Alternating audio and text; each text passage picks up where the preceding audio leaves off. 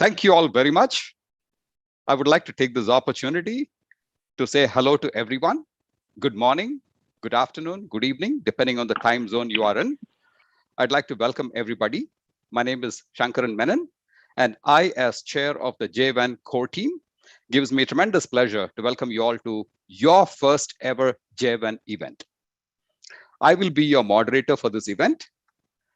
Incidentally, we are holding your first JVEN event coinciding with the World Entrepreneurs Day. As you can see on the screen here, today is the World Entrepreneurs Day. And in fact, it is not coincidental that we are holding our first JVEN event on the World Entrepreneurs Day.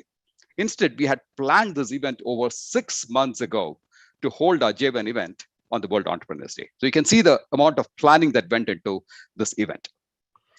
I would like to share some notable quotes from famous entrepreneurs. I'm sure you recognize some of them, right? You can see Elon Musk. On the left side, Mark Zuckerberg, Dylan Nilekani, and Steve Jobs. On the right-hand side, you see Dhirubhai Ambani and others, including Jack Ma and Ratan Tata. An entrepreneur tends to bite off a little more than he can chew, hoping he'll quickly learn how to chew it. That's by Roy Ash. Roy Ash was the founder of Litton Industries. If you remember, he started in the 60s, the microwave tube company in United States. He made it really big. He passed away at the age of 93 in 2011 or so with Parkinson's disease. But he is a great inventor.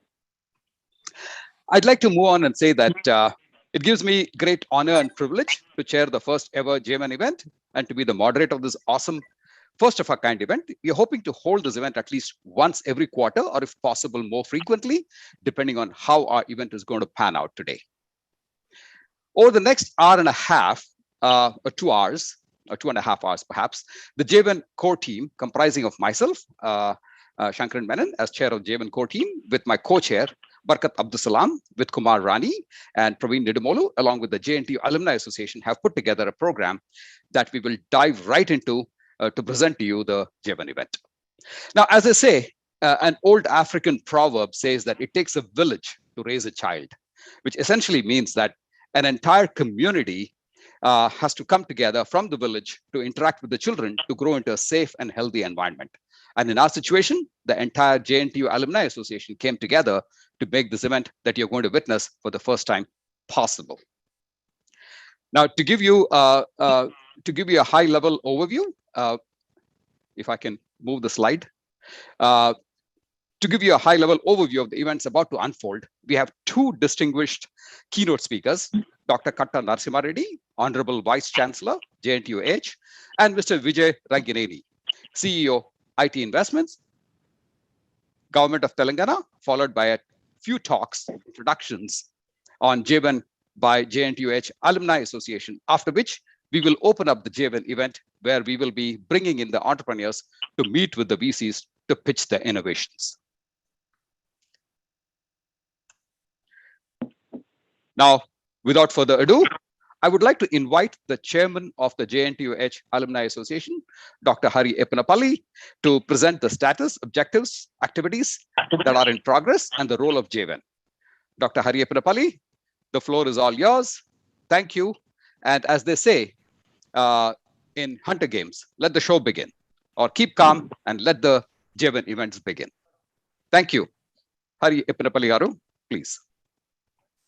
Thank you, Dr. Shankaran, for a graceful intro to the JVEN event that you have launched under your leadership with your chair and co-chairs and members of the JVEN.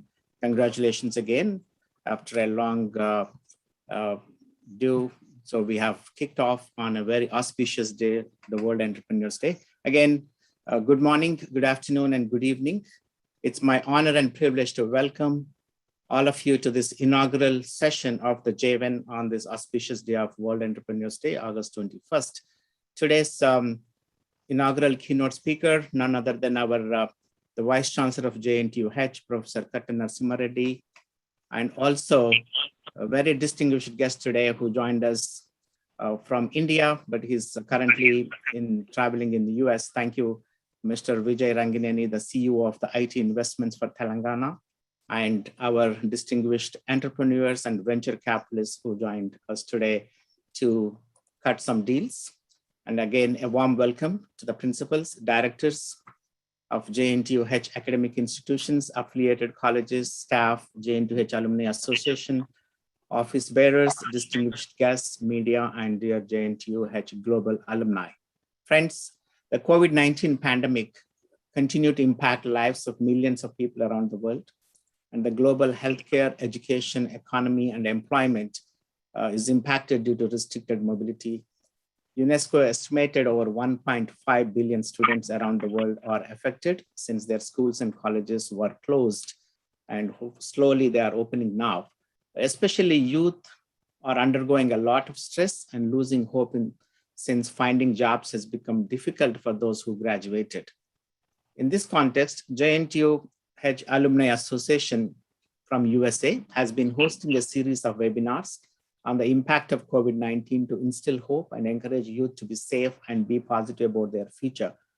The pandemic has created an opportunity as well as undeniable challenge.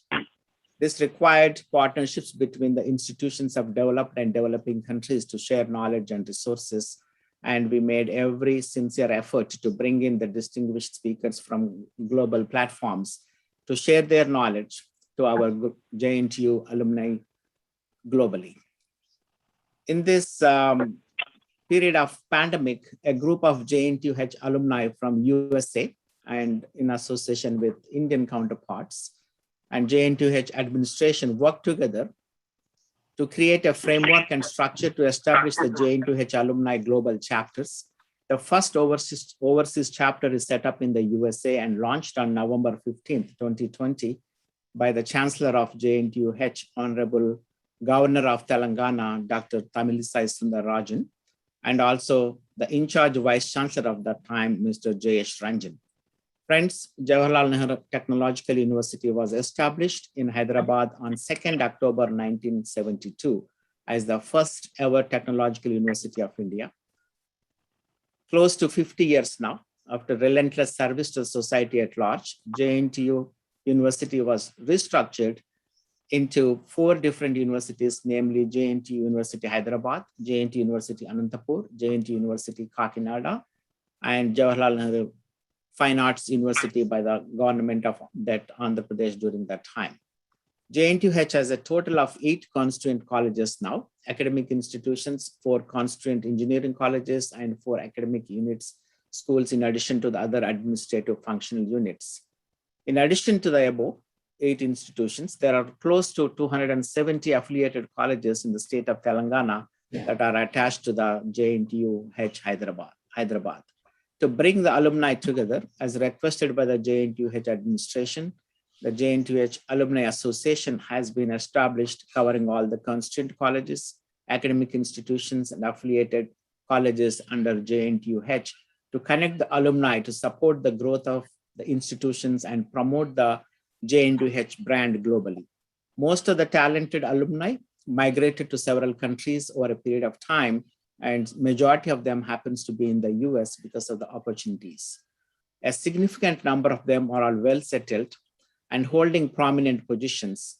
So far, there are no formal JNTUH alumni global chapters established, including in the USA. So the first one was established on November 15th, 2020.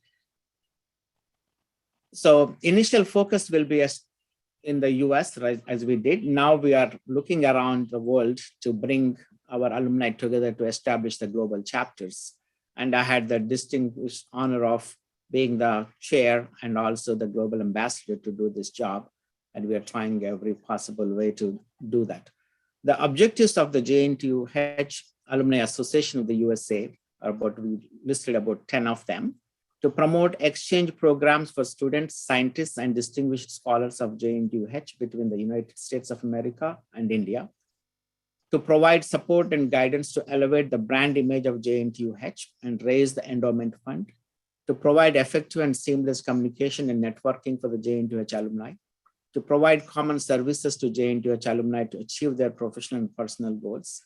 To organize periodic JNTUH alumni education and professional webinars. to provide access to capital to foster research, innovation, and entrepreneurship. This particular objective, we are implementing it today through a brand name called JVEN, to embrace diversity and inclusion in serving the JNTUH alumni across the nations, to organize annual conferences, to recognize distinguished alumni, administrators, and faculty and students of JNTUH for their accomplishment services. And we added also the 10th element, to provide humanitarian support during the natural calamities and pandemics like COVID. So I'm a big fan of Dr. Kalam. He always said, dream big and aim high in life, acquire knowledge, work towards achieving your dreams, even in the times of difficulty, and then finally learn to manage failures and success. Friends, you are born on this planet as a human being for a purpose, and it's time to make some offerings while we are on this planet. On this occasion, I would like to echo the great American President John F. Kennedy's words to his fellow Americans during his inauguration.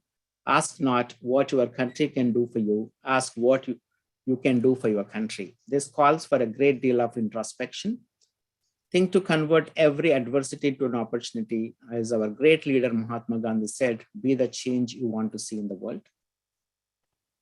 JNTUH-AA-USA decided to promote innovation and entrepreneurship and decided to launch the JVEN series to connect the budding entrepreneurs and vice chancellors to fund the innovation.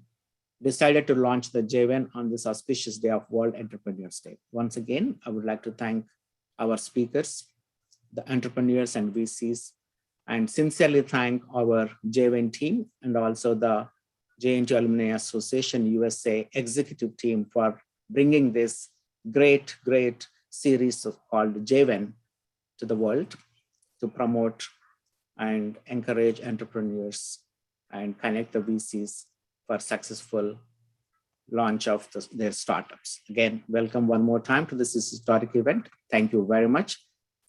Please take it forward.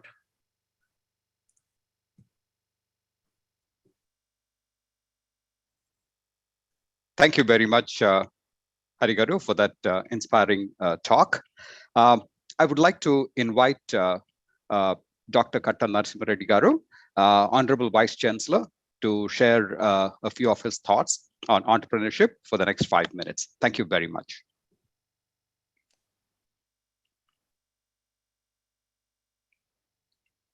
I think you're in mute, Andy. Please, could you please unmute and then talk?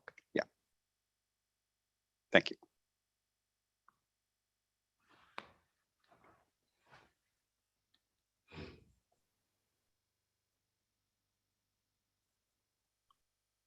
Actually, you can go to the Zoom panel. To the lower left, you will see unmute, Andy.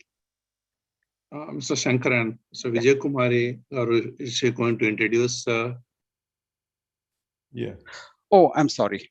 Yeah. My apologies. My apologies. Hello. I'm sorry. I think Vijay Kumari Garu is going to introduce. My apologies. I took it over. Sorry. So thank you very much. Greetings to all the dignitaries, guests, and delegates. It's a great pleasure to welcome and introduce the first guest of honor of today's evening, Dr. Katta Narasimha Reddy Garu, an eminent professor with a track record of higher education leadership. Professor Dr. Katta Narasimha Reddy is the Vice Chancellor of Jawaharlal Nehru Technological University, Hyderabad. Specialized in the fields of material science and condensed matters, Dr. Narasimha Reddy has a strong professional education with postdoc from International Center for Theoretical Physics, Trieste, Italy, University of Rome, Tor Vergata, Italy, and he went to ISC Bangalore for advanced training in microprocessors and digital electronics. A keen researcher and avid academician, Professor Reddy has supervised 12 doctoral theses and has over 100 national and international journal publications to his credit. He has served on the editorial board of Journal of Pure and Applied Physics, Journal of Materials, Chemistry, and Physics. He was the organizing chair of more than 15 premier national and international conferences in elite fields of his research. He was also constantly engaged in research collaborations with Solid State Ionics Laboratory, Southern University, USA, and Department of Electrical Engineering and Physics, Wilkes University, Penn State, United States of America.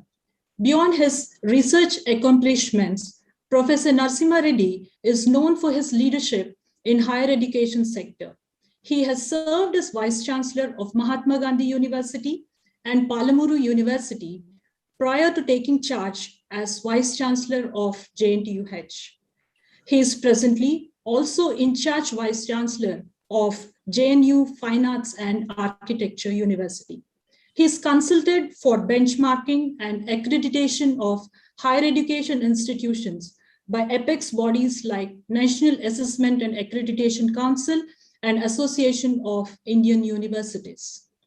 Professor Reddy has also received several recognitions for his teaching, scholarship, and leadership by way of grants from UGC, Department of Science and Technology, and is elected as President of Telangana Academy of Sciences. He is Vice President and Honorary Secretary of AP Academy of Sciences. He is the Fellow of World Innovation Foundation, AP and Telangana Academy of Sciences. The introduction is incomplete without the mention of his special appreciation for the art and creative works, which is evidenced by his passion to take formal training in script writing and film direction from Film and Television Industry of India, Pune. Thank you, sir, for joining us today. And on this note, I would like to invite you to deliver your thoughts on this momentous occasion. Thank you. Thank you. Thank you, Vijay Kumari. Is it audible? Yeah. Thank you, Vijay Kumari, for the brief introduction about me. I think Dr. Vijay Kumari, the director of JHELP, in fact, told me about this particular program a couple of weeks back and asked me to be present for this program. I never knew that I should be a keynote speaker for this. Otherwise, I would have prepared for that. Anyway, but now I thank Hari, the president of Alumni Association of US Software, and Shanmukam Menon, and Vijaya Rajanenu, who is the CEO of IT Investments of Government of Telangana. I think this particular program will certainly boost the morale of the JNTU students, particularly, and those who have completed and those who are going to be completed. And you know that JF is a platform created for all the operated colleges as well as for training operated colleges as well as the main campus of JNTU. And many people are getting trained and opting to become the entrepreneurs. And there is a large need, a big need that you need the venture capital should come forward to support to give the seed money for the budding entrepreneurs to start to have the startups, etc. So this particular platform, I'm very sure that it is going to help thousands of JNTU students and those who are going to complete the program, etc. I'll be very happy to inaugurate this particular event, which is sponsored by JVentures. Thank you very much for giving me an opportunity to interact with you. At least through this platform, I will try to understand how the things are going in US, particularly by launching this particular program of JVEN. Thank you. Thank you.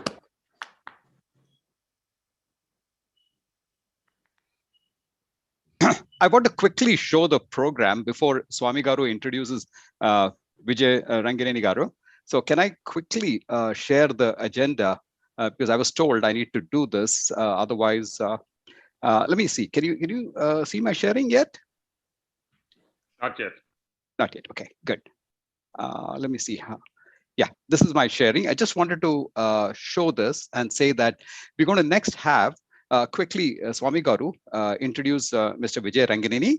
And then since Mr. Vijay Ranganeni Garu has to leave by 7:30 or 10:30, we'll keep the introduction very short by Swami Garu, and then we'll go through the JVEN mission and the rest of the program as you see here. We'd like to finish up our program by about noon, if we can. So, Swami Garu, please go ahead and you can introduce Mr. Vijay Ranganeni Garu. Yeah, thank you. First of all, it is as a founding president of JNTUH-AA-USA Association of USA chapter, it is my honor and privilege to welcome all the guests, and it is the launch of this JVEN, the first unique event, and also to invite Mr. Vijay Ranganeni ji, who is the CEO of the IT hub of Telangana government. So currently he's working with Telangana government to get more investments into Telangana, specifically to increase tier 2 infrastructure across Telangana. As part of this mission, Telangana government already opened IT hubs at Warangal, Karimnagar, Khammam, and looking forward to open more. So he's taking Telangana IT hub into the entire rural area of Telangana, and with the vision what he's carrying out by working in the corporate companies like Tech Mahindra, GE Capital, Morgan Stanley, many more, what he is bringing the experience to this Telangana government, and he's transforming entire Telangana into IT hub, so that he's encouraging everybody to be the entrepreneur. So because of the time limits, I want to just cut short and welcome Mr. Vijay Ranganeni ji to come and give his thoughts on how he is already transforming this Telangana, and encourage with budding entrepreneurs to see how we can transform the world together on this special Entrepreneurs Day. So, Mr. Vijay Ranganeni ji, the stage is all yours.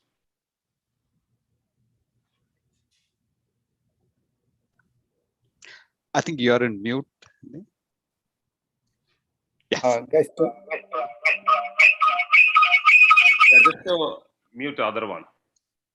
okay, Yeah, okay. go ahead. Yeah. Can you hear me now? Yes. We can hear you. Okay. 1 minute. Let me take this phone thing off.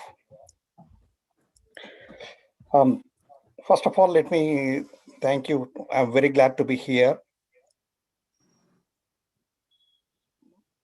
to attend this session along with all of you guys.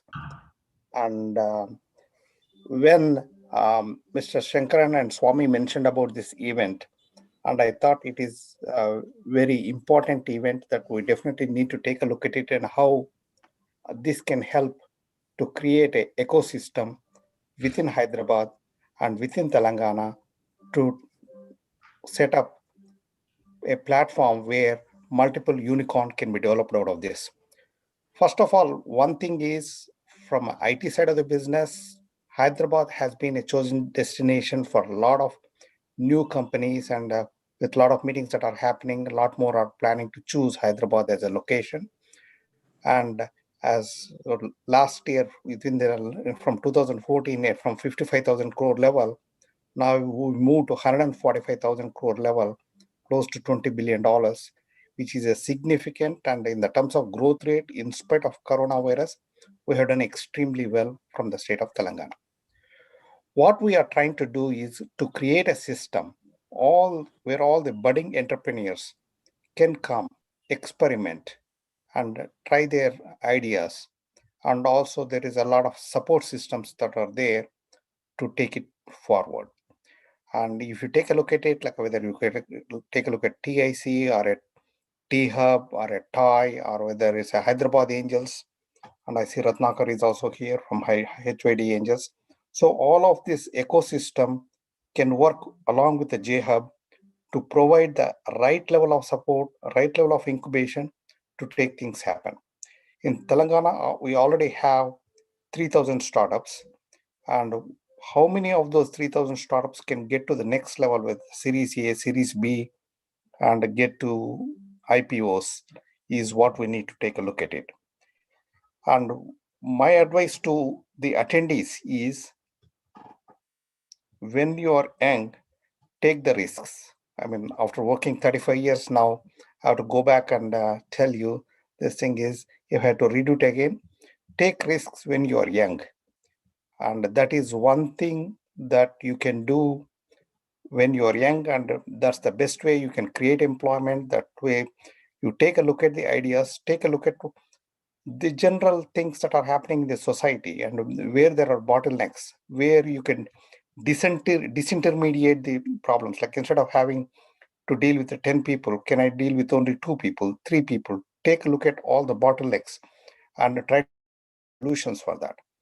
And innovation is the key where US it is today. And working in semiconductor industry in 1985, we thought all of us will be working for Japanese companies because they were taking it everywhere, all the companies. But at the end of the day, innovation is what kept US where it is. And so let's try to think our day-to-day issues, day-to-day problems, and how to come up with the solutions, how we can disintermediate or reduce the cycle times, or do it faster, cheaper, at less cost, so the consumer can get benefited. So these are the ideas that you can take a look at it. And another experience that I can tell you is JNTU is a very big institution with so many colleges, like close to 150,000 students coming out every year. And all of you guys are here in the US and set up very well. And this is the time for you to provide a lending hand for any budding entrepreneur to support system to just to tinker with the idea, kick it, and then tell them what works, what doesn't work based on your experience, and provide that support system in place. One thing the Harvard is where it is today is, if one Harvard MBA guy calls another Harvard MBA, they always pick up the phone and network. So I want this vast system that we have within the JNTU to be able to take advantage of that numbers that we have. We definitely have scale, and we need to take advantage of that, and also provide the connects, networks, and critique, and also do what is needed to take those budding entrepreneurs to the next level. From a government of Telangana side, we are definitely looking forward to support all the new ideas, new entrepreneurs. And Swamiji, as you mentioned, we already taking it to this technology, innovation, not only to Hyderabad, not only Gachibowli, Madhapur, we are spreading across Hyderabad and also across all the districts. As you mentioned, we started in Warangal, Karimnagar, Khammam, and now within the next 12 months, we are planning to start in Nizamabad, Mehboob Nagar, and Siddipet, Nalgonda, and Vanaparthi are on the way. So we are trying to take this IT innovation and IT development and services to every nook and corner of Telangana and where the innovation comes from. And recently we did a TIC session, and I was amazed at the innovation that is coming up even at a high school level.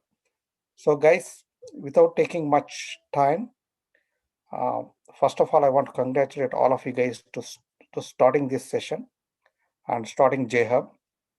And let's take advantage of it and make it happen. And we're all there for you, and we'll cheer you and we'll support you, and let's make it happen. And again, I want to see all of you guys every nook and corner of Telangana. Thank you guys. Thank you for the opportunity. Thank you very much, Vijay Ranganani Garu, for accepting our invitation at short notice and presenting to us this encouraging words. It is so enlightening to hear about the several startup opportunities, Series A, Series B, and also spreading it out throughout Telangana. This is very good. And I'd like to take this opportunity to thank Honorable VC Katta Narasimha Reddy Garu for taking your time and presenting to us the opportunities that you're going to provide to the startups. Thank you very much once again. Thank you, guys. Thank you. Just one last thing, as Yes. Mr. Shankaran mentioned, that I do have another meeting outside that government has set up. So I have to leave now. And again, I wish you all success for this meeting, and let's take it forward to the next level. Thank you, guys. Thank you. Yes, thank you so very much. Take care. So we'll continue our program, and I'll update you, Vijay Ranganani Garu. So let me quickly flash the program so that you all are aware of what the next program is going to be. I don't know if you're able to see my presentation or no. The screen is not on yet. Okay, let me do the sharing, and I will. I want to make sure we see. I didn't have much time a little earlier to share this. So next, I'm going to, as moderator and chair of JVEN, I'm going to present JVEN mission and vision. And then we will go with Barkat Abdus Salam, who's the co-chair. He's going to talk about the JVEN business model. And then Sudhakar ji will present the overview of the plans and procedure. And then we will have Kumar Rani ji will present the welcome the venture capitalists to the forum, followed by welcoming entrepreneurs to the forum by Sharda ji. And then the games will begin, or the event will begin. And then closing remarks and word of thanks by Praveen ji. And then we'll have post-event sessions afterwards. So just wanted to highlight and show you the next set of events that are going to unfold in front of you. So I guess the next program that we're going to have, next presentation, is going to be the JVEN mission and vision.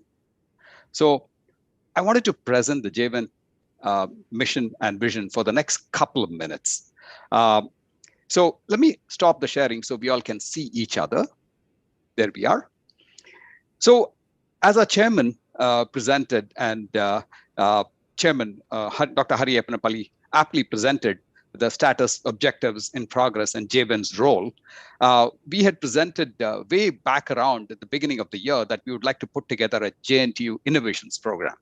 So JNTU-AA-USA USA members came up with a novel idea in collaboration with the India team and said, let's bring a group of JNTU alumni to launch a new business model of bridging hungry and thirsty entrepreneurs with VCs and angel investors, right? After several meetings and discussions, we have a robust team to set this concept in motion. At that time, little did we know that we will be putting together this JVEN event. A lot of blood, sweat, and hard work have gone into the making of this JVEN event by the members of the JVEN core team and all the JNTUH Alumni Association committee members to showcase the event that you're about to see and witness in a few minutes from now. Let me present to you the JVEN mission and vision that we had put together.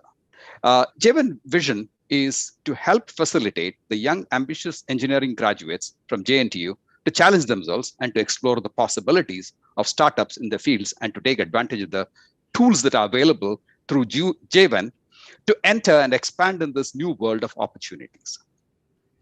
JVEN will go an extra mile to connect the venture capitalists to the emerging talent of JNTU alumni and thus result in success for themselves and also to the success of JNTU. We started off with our mission to hold our first JVEN event on 21st August 2021, about 6 months back, to coincide with the World Entrepreneurs Day. And we have almost accomplished our mission. So can I say mission accomplished, like the movie? Well, I would say not so soon. We will wait until after the event to make the declaration of mission accomplished. Subsequently, the plan is to hold these JVEN events every quarter, if not more frequently. We will closely work with the JNTU alumni members to make each of the events a success. Now, let's move on to the next event. Let me share this. And the next event is going to be overview of JVEN business model, activities of core executive team by Barkat Abdus Salam, who's also the co-chair of JVEN, and he's also the regional VP, JNTUH Alumni Association USA chapter. Salamji, please take it over from here. Thank you, Shankaran. That was good, and good presentations by Dr. Hari, Dr. Reddy, and Ranganini. So I will get rolling here. Good morning and good evening to honorable chief guests, alumni, VCs, entrepreneurs, and guests from all over the world. My name is Barkat Abdus Salam, co-chair for the JVEN group.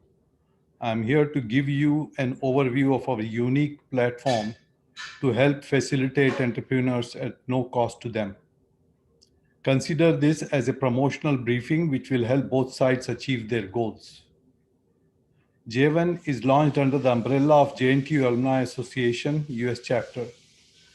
JVEN is a combined volunteer service of JNTU US chapter alumni and Hyderabad-based alumni. We are here to encourage the young entrepreneurs to think high and take on the challenges of changing world to launch their dreams of startup. Entrepreneurs can be from any town or any university. JVEN is a one source link to opportunities, startups, knowledge base, and funding. Basically, our team is promoting the new graduates and entrepreneurs to fully understand and realize the full landscape of innovations and startups. Please understand the statistics of how startups pan out with low success rates in the current ecosystem. However, that will not stop hybrid generation coming behind us. You guys have the power, age, and zeal to march forwards towards success. Some encouragement from yesterday's newspaper published in New Delhi that Indian startups raised $17 billion from VCs in last 8 months. Thanks to Johnson Jacker, who shared with me in the morning today. Colleges and universities have given you the foundation, and it is up to you on how high you want to fly. JVEN is here to assist you in building your career and company. Education, power of mind, and desire is in place. It is up to you on how much stamina you have to put the blocks in place and prove yourself. We will assist you to bridge the gap of shortcomings of entrepreneurs with loads of knowledge base in the field and yes, funding for your projects, genuine projects by VCs. There will be extensive vetting process and multiple iterations before you shake hand with the VCs. Today, we have brought the VCs, angel investors, to your door, and we will see how prepared you are to pitch your product and show your plans to convince the investors that you're ready to go with a great innovation product. We have a team of counselors in the JVEN team who will help you to go on to the next step and move forward. It is upon the entrepreneurs to look at the details of the presentation and see how much capacity they have to convince VCs to make it happen. Entrepreneurs, today is your test, and the world is watching you. Our good wishes are with you to follow your dreams, and yes, we hope you win a nod from the investors. All participants will be signing the disclaimer prior to the session and submitting to us. All legalities need to be checked by both sides prior to going in an agreement. A few more things to add. Your professional life does not have to be a long march from one job to the next. Think out of the box. You deserve more. And you need to break the silos of 9-to-5 jobs and be flexible to see, to feel, and smell the emerging new opportunities around you. In other words, take control of your career, I'm saying. Go from employment to empowerment. By luck or planning, you landed here today in this vibrant group. And you will soon realize how this easy to use one-step resource, JVEN, will help you on the path to the next chapter of your careers. It's a connecting link that you are missing to move forward on to the next level of success. Good news is there is a desire evolved inside you, a starting point of all achievements. You break the ground and put the foundation of belief in attainment of your desire. The part for influencing or actuating the subconscious mind is done. Organized planning, the crystallization of your thoughts plan is happening as we speak. I should say it's on fire to do emerge and sustain a path which will grow with time and will require periodic adjustments to cope with the changing trends and evolving technologies. Ladies and gentlemen, what you heard just now was only a primer. The actual show is about to start with Dr. Shankaran, who will be at the helm of it. Real fun is about to start in few minutes. Buckle up your seats and be ready for this ride. I guarantee you that each one of you attendee will take something valuable from this launch. Those who strike a chord with VCs are on their path to further iterations and develop a business relationship and work towards established goals. A new startup will take birth. Those who don't make it to that level can always return back in November for our next event and come back smarter and more prepared. Every failure brings with it the seed of an equivalent advantage. I will conclude with one more quote, that a quitter never wins and a winner never quits. Thank you. Wish you all the very best. With that, I will pass on the baton to Dr. Sankaran. It's all yours. Thank you. Thank you very much, Salamji, for that inspiring speech. I will quickly share the next program. Let me quickly share, if you don't mind. So before we go to Sudhakar Ji to present the overview of the plans and procedures for the JVEN launch, I wanted to share the USA team and the India team and thank them all for unrelenting, continuous day and evening and weekend work. In addition to this team, there were others in the background, but I'm just showing the USA team and the India team over here. Thanks to Sharda Dasyam, Sudhakar Uppala, Vishwanath Narahari, and then the core team of JVEN. In addition, we have from the India team, Dr. Vijay Kumari Gunta, who worked untiringly, continuously for many, many days and weeks, and then Sridhar Chundi. Thank you all for their help and support. Now, to continue with the program, we have Sudhakar Uppala Ji will be presenting the overview of the plans and procedures for the JVEN launch event. Sudhakar Ji, please. Thank you, Dr. Shankaran. And this is Sudhakar Uppala. I'm founder and secretary of JNTUH-AA-USA Association USA. And also I had the privilege of first batch to come out of JNTU Kukatpalli campus. So we are going to start the core part of the event in a few minutes. There are some instructions, suggestions, and guidelines, and of course, a very important disclaimer for both entrepreneurs as well as the venture capitalists. And dear venture capitalists, entrepreneurs, here are some, some of this you already aware, but I just wanted to reiterate. Please log into Zoom via laptop, and also make sure that you have a good Wi-Fi signal available. Please put your cell phones on mute and turn on your video. We wanted to see you, and make sure that your audio is correct. And one entrepreneur at a time will be admitted to present their product or service. And each entrepreneur will be given 5 minutes to showcase their product or service. There will be a bell sound at the end of 3 minutes and 2 bell sounds at the end of 5 minutes. So please try to restrict your presentation to a maximum of 5 minutes. And the venture capitalist will be given 10 minutes to interact with the entrepreneurs. So you have 10 minutes at the end of the presentations. So you may not interrupt during the presentation by the entrepreneurs. Please wait until the entrepreneur completes their pitch, and you have 10 minutes to interact with them. And specifically for venture capitalists, you will be on spotlight with entrepreneur so that you can see each other. If you would like to seek more information, you may speak to them at the end of the session if you need more information. Then for the entrepreneurs, please turn on the video when you are called for the presentation. Check your audio, speak slowly and clearly. Show your presentation in full screen mode. So we wanted to really make sure that your presentation is clear. Please present it in the full screen mode. One entrepreneur at the time will be admitted to present their product. The rest will be in the waiting room. We wanted to honor the confidentiality and importance of the presentation by the entrepreneur. So only one entrepreneur will be present. The rest will be in the waiting room. We do not expect to call you during the session.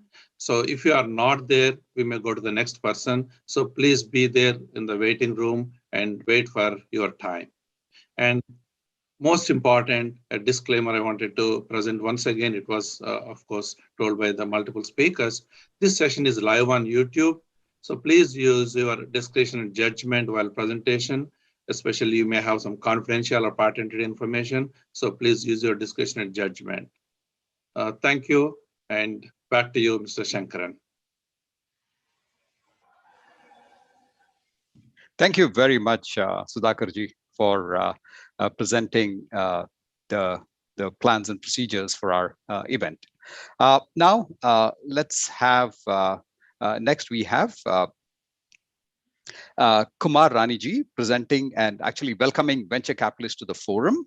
And right after that, for about 3 minutes, right after that would be Sharda ji welcoming entrepreneurs to the forum. So after Kumar Raniji presents or introduces the venture capitalists, we can actually switch it over to Sharda ji to minimize the switchover.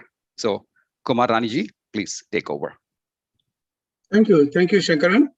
Thank you for introduction, and good morning, good evening, everybody. I'm the Executive Vice President of USA JNTUH chapter, and it is my privilege and honor to invite all venture capitalists today.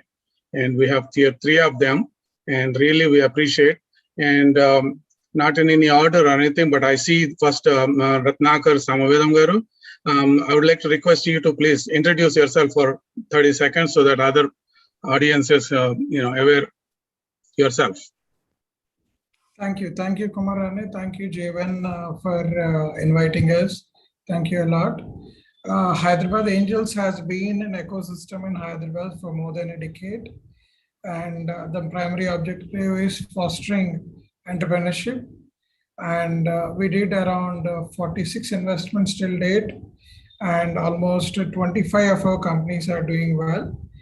Coming back to me personally, I am a chartered accountant by profession and had 2 decades of experience. And last 4 years, I am with Hyderabad Angels as a portfolio manager, later moved as an investment director. So I work very closely with all my investments even today. And I look forward for startups to showcase their pitch deck today, and very successful event for JVEN. Thank you all. Thank you, Ratnakar Garu. I mean, really wonderful. We really thank you for your participation and encourage upcoming entrepreneurs today. And thank you and again. Next, I would like to go to Vinay Garu. Vinay Kumar, please introduce yourself. Yeah, good morning, good evening, all of you. My name is Vinay. I'm kind of straddled between the 2 worlds of the US and India. Until last week, I was in India, actually bang opposite JNTU. So, and I know Dr. Vijay Kumari Garu very well. Thank you for having me here. I run a few companies. I have 2 companies operating out of India and 2 companies operating out of the US. I'm not a serial entrepreneur, but I recently sold one of my IT companies, which I bought, and then I sold it for about 5x. So it's a nice ride to be on, and I'm looking to look at what is there for presentation for today. Hopefully some good tech startups that we can look at.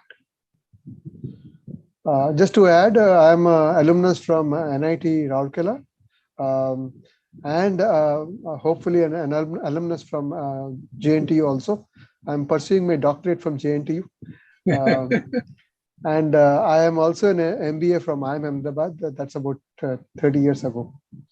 So that's a quick wrap up. That was a wonderful background, Vinay Garu. We're very happy to see you and be part of our first JVEN program. Thank you very much. And now next, I would like to invite Suresh Chapidi. He's from USA now. And please introduce Suresh. Thank you, Kumarji. Can you hear me? Yeah. Sure. Thank you, Kumarji, and thank you, JVEN, for putting this together. Appreciate it. I'm Suresh Chapidi. I'm a small business owner working on IT. I have a couple of companies in IT and also in commercial real estate.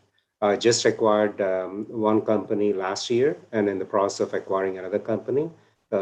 Personal background, I'm a first batch metallurgical engineering student from JNTU 1989-93 batch. and did my master's from NIT Warangal. Quick shot. Thank you, Kumar. Wonderful. Thank you. Thank you, Suresh, for participation again. Good luck with your VC role today. Hope to see some matches with your VCs and our entrepreneurs today. And this is a wonderful day today. We see that, and we came up a long way. And great entrepreneur, you remember the Faris Alami. He is also a great writer, I believe. And he said, quote, "Entrepreneurship is a journey. It's not a destination." So today, as an entrepreneur, your journey starts, and just to pursue your startup and growing your business. I know you will run into some challenges and heavy moments, but we really wish all of you, all the entrepreneurs who are listening, good luck, and who are participating as VCs, we really wish you all the best today. Thank you. Shankaran, take over. Thank you, Kumarji. We will now go to Shardaji to introduce the entrepreneurs. Thank you very much. Shardaji, please go ahead. Good morning, everyone. This is Sharda Dasim attending from Nevada. Entrepreneurs had come here today after preliminary vetting, and JVEN has provided a basic format, and it was up to the entrepreneurs to compose the details for the presentation and make that pitch. And I would like to re-emphasize that JVEN acknowledge the challenges and statistically low percentage of successful outcomes typical to any startup ecosystems. However, our vision is to try and improve these odds. Entrepreneurs, please show your plans and convince the investors that a collaboration with you is a win-win for both of you. And the first up we have is Mr. Nikhil Gunda. Shankaranji, you may have to give him access to do his 30-second pitch. Sure. I guess Kumarji, can you? He's in the attendees side. What is his name? Nikhil Gunda. Okay, I'm promoting so he can. Nikhil Gunda. He's yeah. There.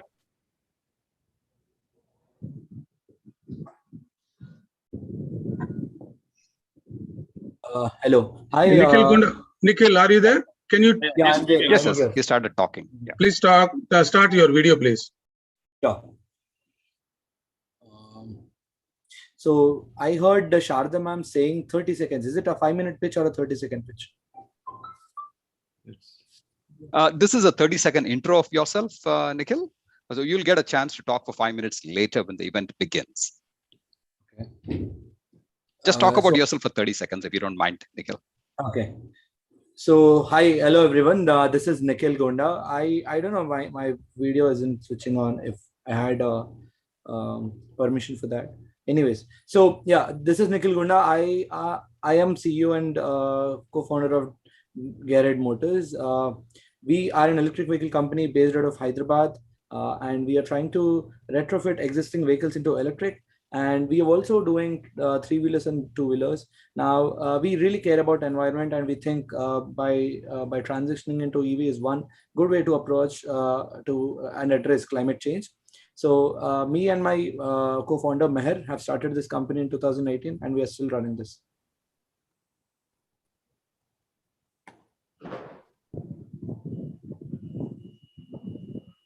Shardaji, you can introduce the next. Next up is Mr. Jagan Chittiprolu from Nalgonda. He has been an entrepreneur for 21 years. Jaganji, please.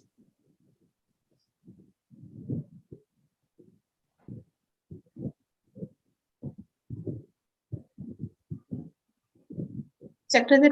Yeah, are you able to hear me? Can you check, please? Yeah. Hello. Yeah, we can hear you. Hello, everyone. Good morning and good evening. My name is Jagan Chittiprolu. I am based out of Seattle right now. I've been living in Seattle since last 15 years. Can we see your face, please? Yeah. I have switched on my camera. Yeah. Hope you can be able to see my camera. Yes, we can see him. Yeah, so I'm based out of Seattle. I'm living in Seattle, Seattle since last 15 years, and I've been in United States 21 years. And right now I'm running two companies, primarily from the United States. One is C2S, and second one is Navis Analytics. And coming back to this today's presentation, I'm going to be presenting about our India Agri-tech startup. And thank you for giving an opportunity to speak.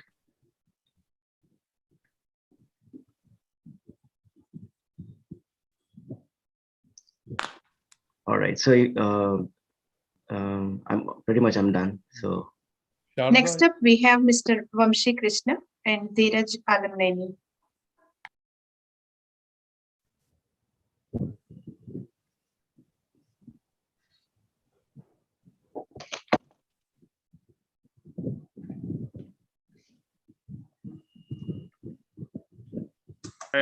I promoted all the entrepreneurs to the panelists. So please speak on, keeping your audio and video on as soon as Sharda ji calls your name. Calling Vamshi Krishna one more time.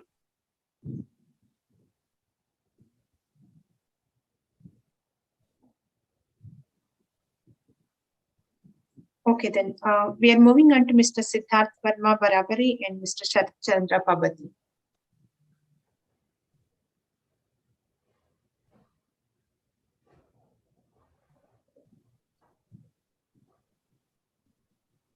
Is there a problem? I hear can Swami or Shankaran check on that? Are they unable to come forward?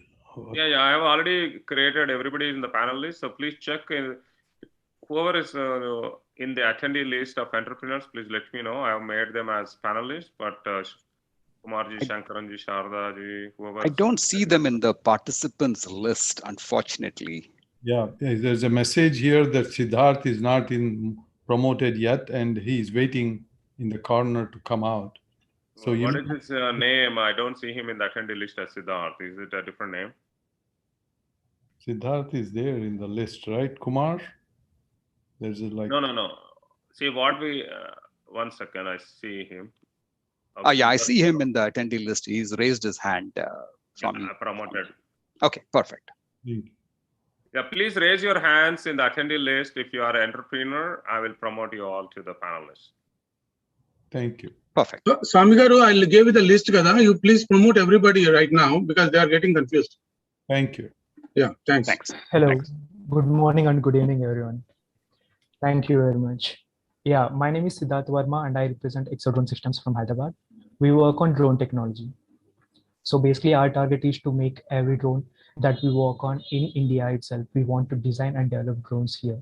So myself, I am basically an aerospace engineer and I'll be working on drones from different warehouses for different warehouse applications and also for different entities like industrial entities or defense and other sectors like that. I've been in the industry for the last 7 years and I hope to be in the industry forever as possible.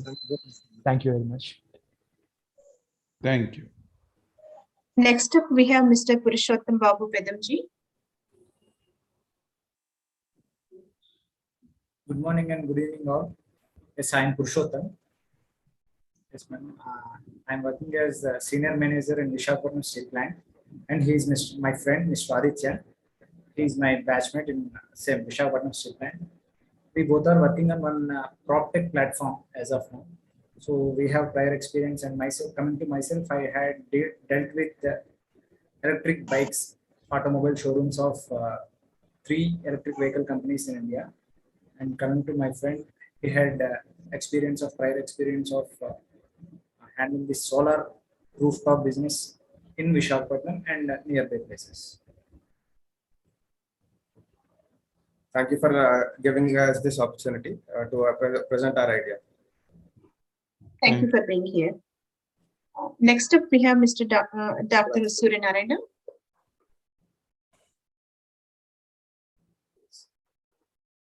Hello. Yeah. Yes, sir, we can hear. This is Dr. Suryanarayana from Hyderabad. And I am the retired DRDO scientist, and I was professor in JNTU Engineering College.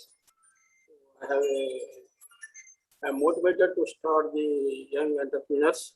So we started SP Smart Products.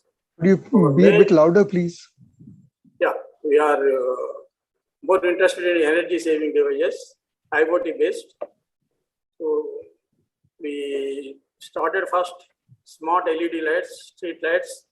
Now we are going for the smart IoT based home automation systems. And our main interest is to make the energy saving with the smart products. And our roadmap is we are going from home automation to auto sanitizers and all things. Hello? Thank you. Are you able to hear, sir? Yes. Yes, thank you. Thank you. Thank you, Dr. Sudnaranji. We are calling one last time for Mr. Vamshi Krishna and Dheeraj ALUMNI. Yeah, I just called him. He's coming. Thank you. Yeah, he's been promoted. Vamsi sign-off. Hello, sir. Voice audible? Oh, Vamsi is here. Yeah, he is here. Very, very sorry for the delay. Yeah, sir. go ahead. Go ahead.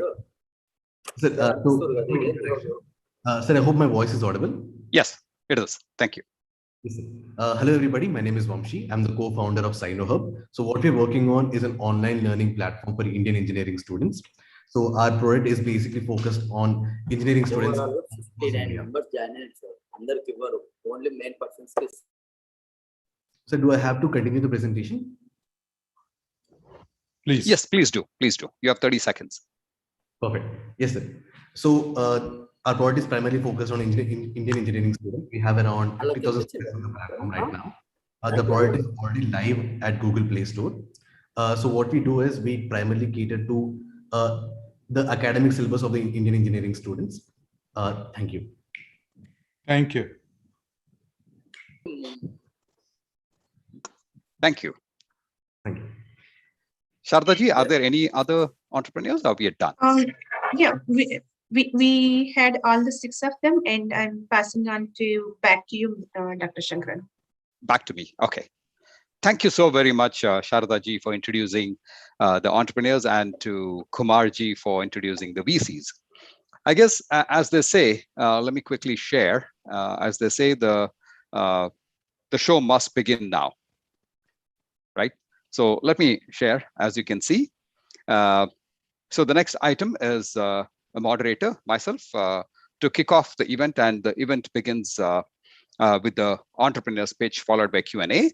I will explain a little bit, and then I'll introduce one after the other, each of the entrepreneurs, and VCs will be online listening to all of them, one after the other, for about 15 minutes. Now, do we want only one entrepreneur to remain online? I would think so. That's correct. Thank you. Yes. So all the other entrepreneurs to please turn off the video, and you can turn off from Zoom. When we call you, please join the event. Now the JVEN event that you all have been eagerly waiting for is going to begin. Please mute yourself, everybody who's not speaking, so that we all can hear the pitch very clearly. I think Suryanarayana Garu, I think you're not muted. Please do mute if you don't mind. Yeah, thank you so much. Now, I'm sure you will all follow the plans and procedures that Sudhakarji outlined, right? As they say, let the games begin. Let the JVEN event begin that you all have been waiting for. I will introduce our 6 entrepreneurs, one after the other, to present the pitch. Each entrepreneur will give a short 10-second intro just to jog everyone's memory of what you introduced yourself for 30 seconds a little earlier, and then present your pitch for about 5 minutes. And the 5 minutes needs to be divided equally in terms of, I wouldn't say equally, but about 3 minutes of your project with a summary and a key takeaway for 2 minutes, just to make sure that the message is conveyed to the VCs. And your pitch will be followed by Q&A by the VCs or the venture capitalists. As Sudhakarji mentioned, Praveen Nidumolu will be our time coordinator, and he's going to be watching like a hawk, and he will ring a single bell at the end of 3 minutes, followed by a double bell. I'm sorry, I'm getting a phone call. I need to disconnect that. Followed by a double bell at the end of 2 more minutes, marking the end of 5 minutes of the entrepreneur's pitch. And let me just play that just for the benefit of everyone. Yes, please do. With your permission. Yeah, please do. Okay, so this is the single bell. Maybe a little louder, if you don't mind. You can hear it, Brian. It's a little feeble. If you could increase the volume a little bit, or maybe closer to the microphone would help. You can play it once again, Pravinji. Yeah, I'm playing it. Could you do it again? Shankaran, please stop sharing your screen. Yeah, I will do that. Thank you. Good point. Yes, we can hear that. A little feeble though, but that's fine. Yeah, and then this will be the triple bell at the end, meaning at the end of 3 minutes. I mean, at the end of 5 minutes, you'll hear the final bell, which is this. Okay. That was a little feeble. You may have to move it closer to the microphone, Pravinji. Yeah, Praveen, you have to increase the sound, or you have to allow it to use the computer settings. Yes, just have to move it closer to the microphone. Once I hear that, I will announce, just so that I'll interrupt to make it fair for everybody. Okay, sounds good. Thank you. And then Praveenji will also ring a bell at the end of 10 minutes of the pitch by the discussion with the VCs. Okay, now let us begin.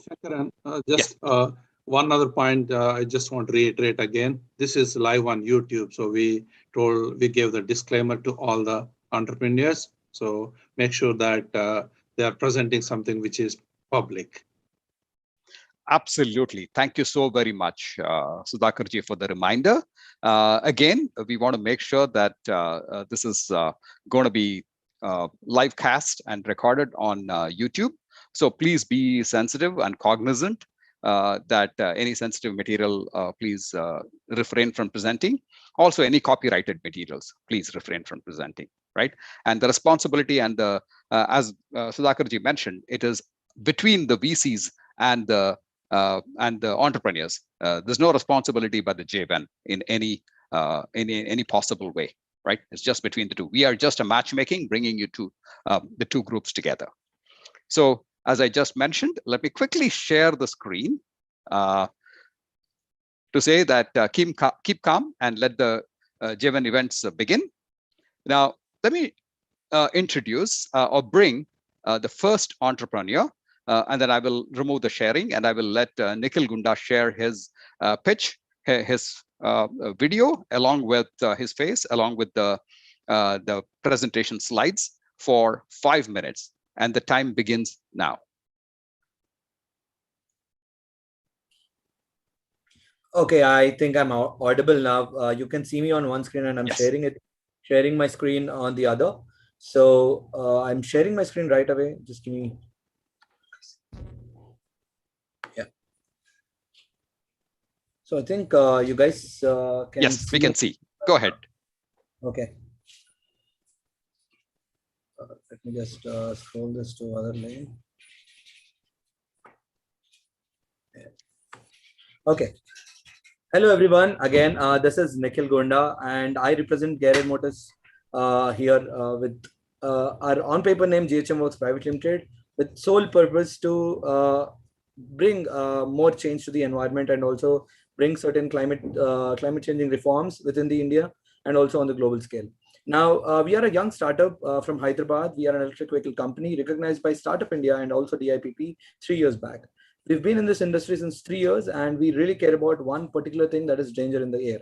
And also, now when you look at the climatic conditions and also the financial lines, the cost per kilometer and also the cost per liter of the fuel is also increased to 100 rupees. Now it's almost in 109 and 110 rupees here in India. And also it is very important for you guys to understand human health is much more important to them.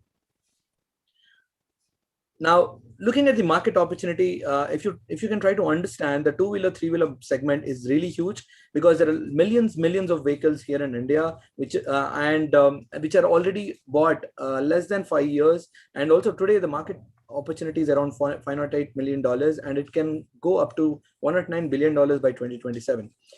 We as a company, we're concentrating in two-wheeler, three-wheeler, which actually comprises of 61% of the entire market share. Who are we? We basically, this is Nikhil Gonda. I handle business, and we have another co-founder who handles operations. I started my entrepreneurship journey in 2018, and also we started this company in 2018 and as a hobby, but then we've later transformed into a full-time business. Now, my pretty big small background about myself. took a first exit of my first startup in 2018, which was started in 2016 in my college. Now, what exactly we do offer? We offer converting existing vehicles into electric. We convert two-wheeler, three-wheeler, and four-wheeler into electric by removing their petrol and diesel engines and converting them to electric. Now, what is so big about this? So we as a company want to provide a service as a mobility as a service by bringing every retrofitted vehicle onto a platform and giving this as a service to logistic companies like Amazon, Flipkart, Swiggy, Zomato.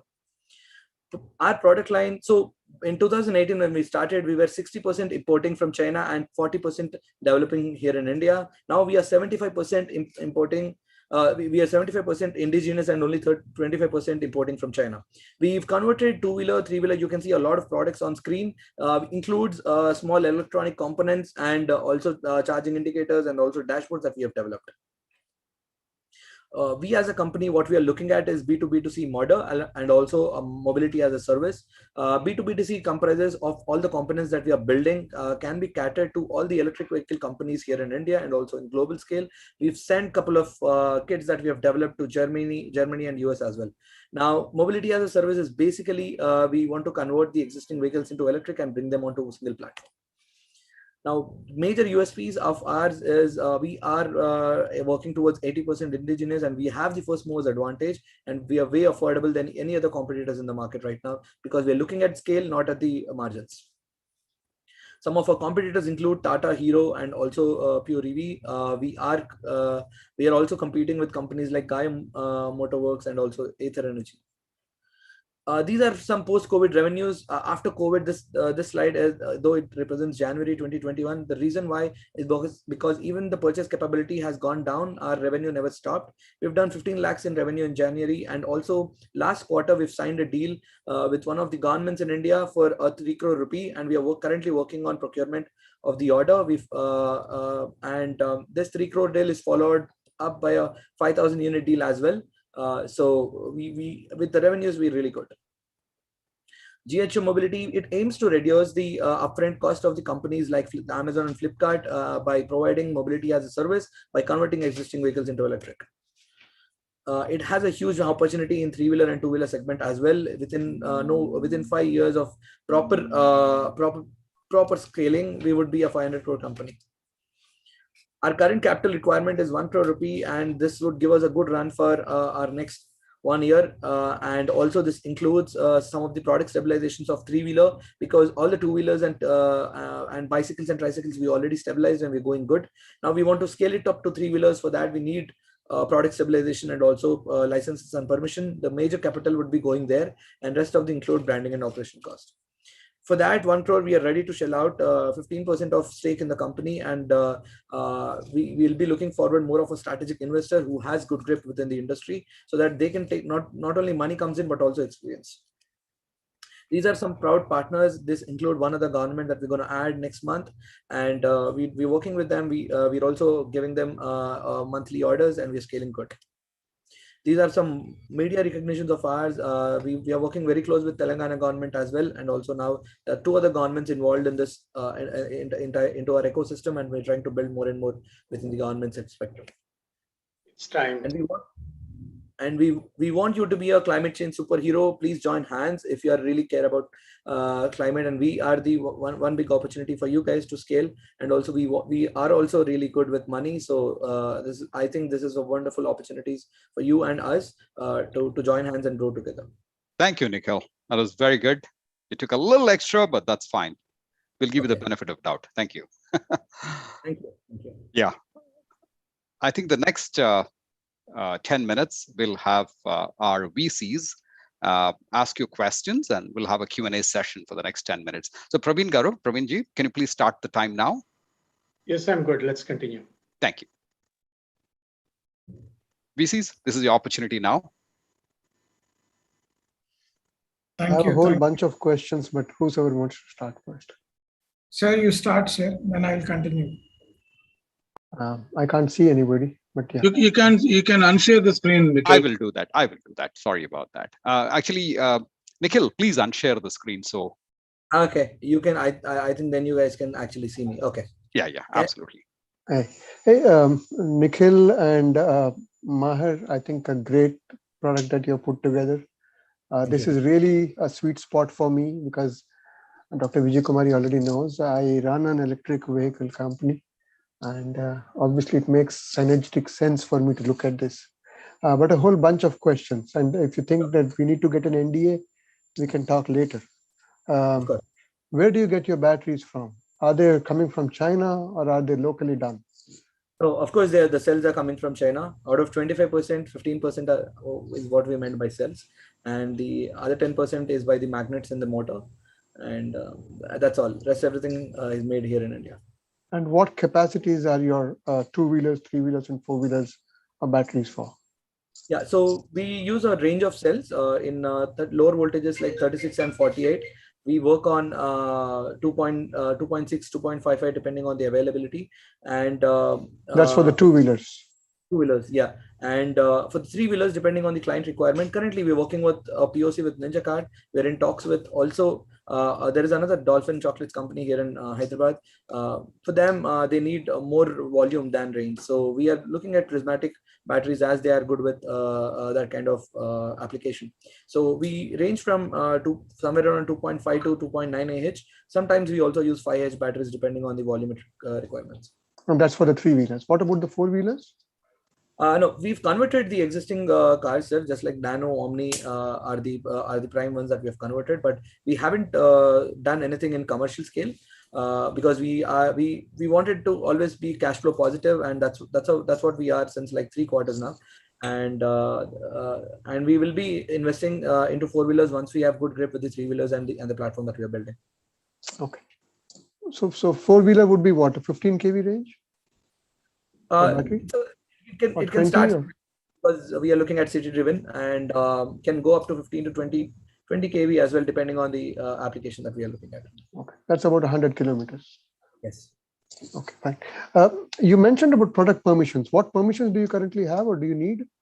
Yeah, so for the 2-wheeler and 3-wheeler that we're doing are under the 25-kilometer range. So, but for the 3-wheeler that we want to go forward and build a platform, we would of course require permissions from ICAT and ARI.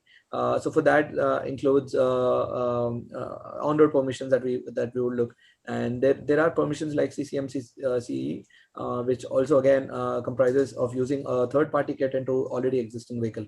So all that has to be taken care. So for that we have a certain budget that we are looking at. Okay, and how far are you progressed in that journey? Yeah, in 3-wheelers, we've also already converted a 3-wheeler, which is a 3-seater, and also converted a 7-seater, which is also can be used as a loader. We are doing at 40% price of the new vehicles that the same company is launching in the market. So it will be an added advantage for the existing vehicle owners. Instead of purchasing a completely new vehicle, kit will be a go-to market strategy. No, I meant how far are you progressed in the permissions part? We haven't started, sir. Until the funding is within the company, we've restrained ourselves in scaling our 2-wheeler and 2-wheeler market. Okay, got it. And you mentioned a run rate of about 15 lakhs per month, right? Yeah, and this month we are doing 3 crores in revenue. So this month is a 3 crore revenue. Yeah, that's big. So we've signed a deal with one of the governments in India, and basically our average production capacity is around 150 to 200 units a month. But we've signed a deal for 1230 units in 45 days, and the order value is 3 crores. And yeah, it's a challenge for us, but you know, that's what we do, right? Take calculated risk and move ahead. So we're working on that. Okay, fair enough. Thank you. I have no other questions. I have interest in this. We'll probably talk later. Thank you, sir. Thank you. Thank you, Nikhil. Nikhil, coming back, you provide battery and other details either for two-wheeler or three-wheeler or a four-wheeler. Do they need to invest upfront to buy this product from you? Yeah, there are two ways to do it, sir. One, they can purchase it directly from us, or we've tied up with a third-party finance companies for especially for three-wheelers, because it costs around 1.5 to 1.8 lakh for converting an existing three-wheeler. So these three third-party finance guys pay us upfront, and the auto guy pays them monthly on plus interest. After retrofit, we don't have any say, right? There is no liability with us, so that's what we are working on to mitigate, because having a connection with the auto guys is a challenge. So it's better we shook off our hands once the deal is done and the service can be provided. Okay. And for example, if you are retrofitting an auto, how many kilometers it will give per charge? So see, the basic kit comes with around 150 kilometers range. It can go up and down depending on the cost compatibility for the customer. We can give up to 400 kilometers depending on the battery capacity, and also give 30 to 40 kilometers depending on the price capacity. So it all depends on the price versus battery capacity. The range can be here and there. How much time it will take to charge? They need to put any charging stations at their home? The charger comes with a home slot, which is pretty basic, which comes with the basic kit. And if they want a fast charger, then they have to set up a separate station for them. But the average charge time is around 3 to 4 hours, and that can be done at the home hour capacity. Okay. Third thing, India's scrapping policy, where commercial vehicle will be scrapped in 10 years and a regular passenger. So what kind of, if you retrospect with EV, does it increase the scrap utilization for the people?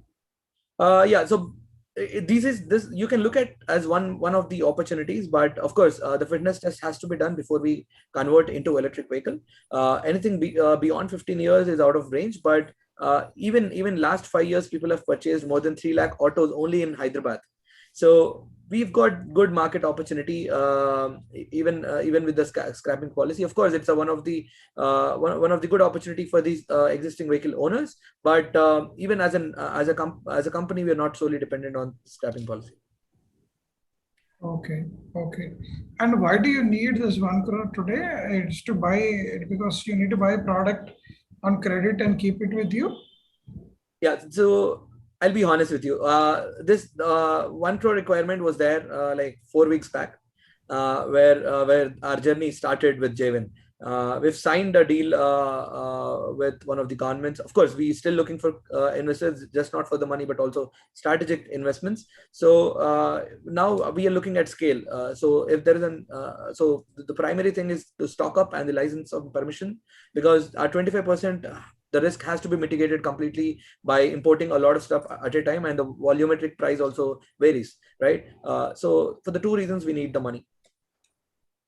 Okay. And how much it will cost for two-wheeler, three-wheeler, and four-wheeler to retrofit them? The two-wheeler cost right now average is around 25 to 30,000 rupees, depending on the kilometers range. And the three-wheeler, we are working at 1.5 lakh rupee conversion straight out and plus service annually. And four-wheeler, we still in the conversations with our existing vendors in order to get pricing that is competitive in the market. But we're not looking at a four-wheeler anywhere soon in 2 years. But our prime focus within the three-wheeler, because there are 3 lakh commercial autos in the road already running every day. Any warranty you're giving? Yeah, the battery comes with 3 years warranty, extended warranty from our vendors, and also motor comes with a 1 year warranty from our vendor. So we'll be extending it to 6 months. Thank you, Nikhil. I need to come back to you on a lot of other things. Thank you. Of course, sir. Of course, it was a pleasure talking to you. Hi, Nikhil. Hello, sir. First of all, thank you. I think it's a great startup. I really like what I'm hearing. Myself, just to give you an idea, I own a company in the warehouse management aspect of it on the software side. We have a transportation management system application. So I deal with semi-trucks and big trucks type of thing. That's one thing that caught my eye with your application. Couple of questions. I don't want to go into the product side of it. I think, Vinayji and Ratnakar just covered that. One question that comes up into mind is post-conversion, do you still engage? Do you have touch points with those customers, or is it like a one-time deal with the customer and then it's done? Yeah, of course not. We will be connecting with the customers. Primary reason is that we are building a platform, not just a product, right? So in order to scale as a company, we need to provide a service. So what we are trying to do is, by onboarding this logistic vendor, the logistic vehicles owners, by converting them into electric and bringing them onto one platform and giving this platform to logistic companies like Amazon and Flipkart, like you said, warehouses, so that all these people, it's just like Ola for electric loaders. So this market is very untapped and underrated in India, and we are one of the first movers in this particular space. All we are looking at is the capital infusion, so that we can scale faster. Because with us, we have a POC, we have product, we have a good business strategy, and also proper market and the right time. So until December, we have good space that we are looking at. So of course, we are looking in the scale. Okay, so that's for the B2B one, but with the B2C model, so once, let's say if I bring my car to you and then we do the conversion, after that, do I have to come back to you other than replacing the battery? Or I'm just trying to see do we have a repeated customers on the consumer side of so that? That's where, so B2C customer is not a market that we are excited about, but still, the whole point of electric vehicle is zero maintenance. So if you try to come back, that's a disadvantage with the electric vehicle. So once the car is out, there is very less connection with the customer, because that is the reason why companies like Ather Energy and other companies are working in order to build service as a platform by giving OTA and OTG services rather than vehicle services. Okay, thank you. Yeah. Is there any quick follow-up question? Just one last question, Shankaranji. In terms of the cash flow, I know you mentioned that you're focusing on the scale, but I was wondering, what is your percent profit margin, and how are you gonna get into the positive side of the numbers, and when are you looking at it? So we're already cash flow positive. Last month we made 4 lakhs in profit, and this month we are making good number in profit with the order that we have. And every money, so even today, me and my co-founder haven't took a single penny of salary apart from the employees, and we'll be investing into the company all along. So once the investment comes in, we can work on the numbers and crunch. And till date, company has never took a loan, or we're always in cash flow positive. Very good, thank you. I'll follow. Great. Thank you very much to Nikhil Gunda for the presentation, and for all the VCs for such an interactive discussion. I take the opportunity to ask one quick question. I know the VCs asked a lot of questions, and very interesting questions, which I had not thought of. One question that is actually burning question that is in my mind is, I have an electric vehicle here. Electric vehicles are becoming very popular in the United States, right? Especially in Austin, with Elon Musk moving his Tesla factory here in Austin, right? Austin has become the center of the universe. So one quick question before I don't want to take much time is the range anxiety, right? So if an auto or a 3-wheeler or 4-wheeler, if it only has 150 kilometers that it can go, and people have range anxiety, and there are lots of network of superchargers in the United States that are being set up. It's already there. Now, what are your plans for at least working with the electric power utility companies to install these superchargers? Okay, so as a company that we are currently focused on commercial applications which have definite number of kilometers plus or minus here and there. The reason why we were not interested in B2C model is the primary reason of electric range. So when it comes to the commercial applications, they have very definite kilometers with very light deviations. Let's say a 3-wheeler has maximum kilometers range of 150 in a day. That's what he can drive to make his money. But we'll give 200 kilometers range plus swapping capability, so that serves the purpose of 80% of the market. So currently, if we focus on building a network, there is a lot of capital infusion, but there is no net revenue. Instead, we'll focus on that 80% of the market and capture 100% of them. So that is kind of market that we are looking at, and that is the skill that we are looking at. Great, thank you very much, Nikhil. Take care. And this is not the end of the discussions. At the end, after the thank you note, we'll have a post discussions. If any of the VCs want to talk to any of the entrepreneurs, or entrepreneurs want to talk to VCs, we will have sufficient time afterwards. Thank you very much. Let's move on to the, thank you. Let's move on to the next entrepreneur, if you don't mind. Let me quickly share the screen to show the name of the person. The next presenter is Siddhartha Varma Barabari. Siddhartha, please share your screen and present at this time. And you get 5 minutes to present and 10 minutes of Q&A by the VCs. Please go ahead. Hello, good morning and good evening, everyone. Just like Nikhil, I'll be speaking about electric vehicles and warehouses, just not the same way. So let me just share my screen. All right. I hope you can see my screen there. Yes. Yes. Okay. So I represent Exodrone Systems, and we work on drone technology. Just not any other drone technology, but we would like to concentrate on something that is not yet available in India, or if there is an availability, there will be some problems that are present right now. So we were working on different models, but we got to a place where we have to work on drone warehouse solutions just because people were asking us more about it. So let me explain what we actually do and what we are trying to solve here. And here is the problem. So whatever is happening in India is most of the people are stocking their supplies on the ground. If at all it is a basic warehouse, most of the people are stocking many number of products in a single space, and they are just placing it in such a way that they are compromising on the space just so that they can move the turning time so much. And we are just trying to make it in an efficient manner. What is the solution? So we are using an image processing and machine learning technique so that we can take a video from the drone and then calculate the volume of the stockpile. And then with the volume, we'll be calculating the number of products in the stockpile. And of course, this is very different to what is the product, and image processing helps us with all these things. So in that very way, we'll be able to tag where that is. It will be similar to the warehouse solutions that are currently available, but it will help us with the infrastructure more. So it will be available for research, the product ones, and also it will be able to save spaces. In a way, we'll be able to tell the difference in spaces between boxes and boxes. So how are we going to do that? The system is a basic indoor drone that we have developed ourselves. So the thing with this drone is it will be used for this specific purpose, and it will depend on the type of drone, and it will depend on the type of warehouse that will match with it. So with our competition looking into us, and there is only one company that is working on warehouse solutions at this point, which is deemed to be very expensive. So what we are trying to do is we are trying to get in the auto charging capability so that the number of drones will be substantially decreased, but we'll be keeping a solution for everything so that it will be a renewable model.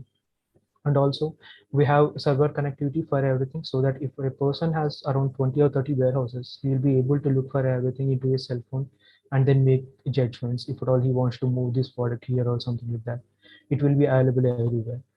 So everything with respect to the drone, including the GCS or the handheld controller, is made in-house. So why did we think of this? So many people has contacted me during the lockdown because there was a problem of manpower. There was so much problem that people weren't able to move their goods. Even the yard management system at the Vizag steel plant has contacted us just to make a solution for them after hearing us about this. So there is a crude way of storing pellets in India, which a conventional warehouse drone cannot, interact with. But we are making it into a solution that we can have fun with and also make it at the same time. So where are we here? So we have developed POCs. We have given some people some demos, and people were interested in it. But the problem is we have not completely developed the whole system, and we have to integrate the drone to the server. In such a way, we have to take around 6 or 7 months just for getting this done. So what is the target market? We are targeting local warehouse markets where people weren't able to spend much on the infrastructure, but we are also concentrating on storage spaces in larger industries, which have different types of projects stored in one place. So one single drone can make their life so much easier, and the percentage that can increase will range from 0 to 50% of storage space. And the turnover time has reduced from 3 hours to 10 minutes in a warehouse that we have worked on. So what is the size of market? So this WMS system that is currently available is said to be around 231 million USD and will be around 488 million USD in 2024, which is expected to be by markets and markets. So why are we doing this? So we'll be considered to be the first people who will be concentrating on Indian warehouses. All this, the whole system is indigenously developed except the batteries and some electronics, which we have to source just because they are not available or made in India. The market will be concentrated on a single product and it will be developed for that particular area. And options on cost, just because we are making everything in India, the costs go down, the import costs are nil, and there'll be no taxes that will correspond to importing them into India. And they will be redesigned and applicable to local warehouses. So this is my team. I am Siddhartha Barabari. My friend Sharath and Nikhil will be working with me in order to help us. So yeah, we'll be asking for 56 lakhs, and this is the breakdown of what we'll be working on. So we are concentrating on more on people rather than just outsourcing work, because we want to see how the things go, and we want to make everything possible inside our system itself. So this is it.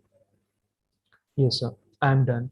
And to just get things around, we'll be working on indigenization more than just catering it worldwide in order to get things done. Okay, that's it. Great. Thank you, Siddhartha. Very good presentation. Now let's open up for Q&A by the VCs, but I would like to, just to keep it a level playing field, we'll have one question each from the VCs with a follow-up question, so that we'll do a round robin. You'll get an opportunity again for the VCs to ask questions. So please go ahead. Who wants to go first? I can start. Okay, great. Suresh. Thank you, sir. Great, thanks, Siddhartha. Appreciate it. And I'm very much interested in this field because I own a company. It's called SC Codeworks. We have a 25-year product in warehouse management system.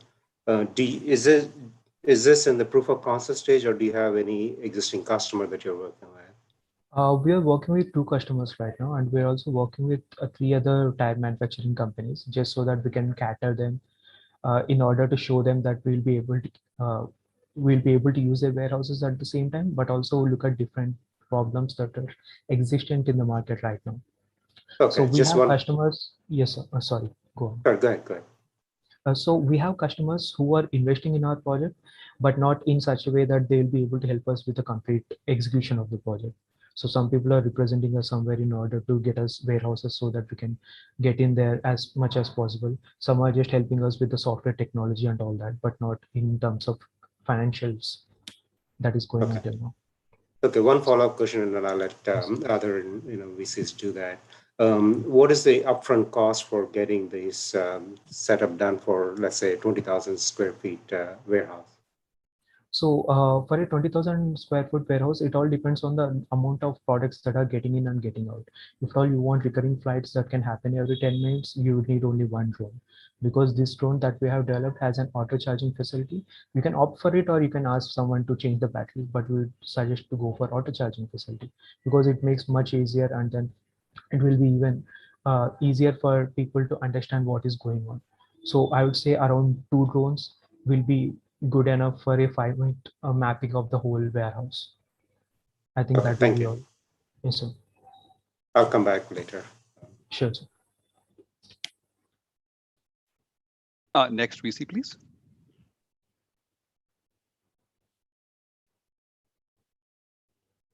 Well, thank you, Siddharth. The concept which you are trying to address, what has been the feedback from warehouses? How many warehouses you have gone, and when they seen your solution, do they feel the need, and how it is increasing the revenue or saving the cost? Okay. So these are both things that has to be addressed. In order to give them our drone, it shouldn't be a cost. It should be a cost-effective solution for them. So what we are trying to do is we are trying to give them their drone in we are trying to sell them a drone in order to give them services later. So for example, the server will be of cost. The server systems that they are going to use and the software that they are going to use will be of little cost, but it will help us maintain a relationship with them. If at all there is a problem, we will provide them AMC solutions, because we have perfected the drone technology so much that we are so much confident about it. The same drone technology, we are also offering them a 24-hour repair time in order to get the drones or anything that faces a problem get done and serviced. So coming to your question, we already have 4 people who are asking us and waiting for our solutions at this point, with a complete warehouse count of around 72.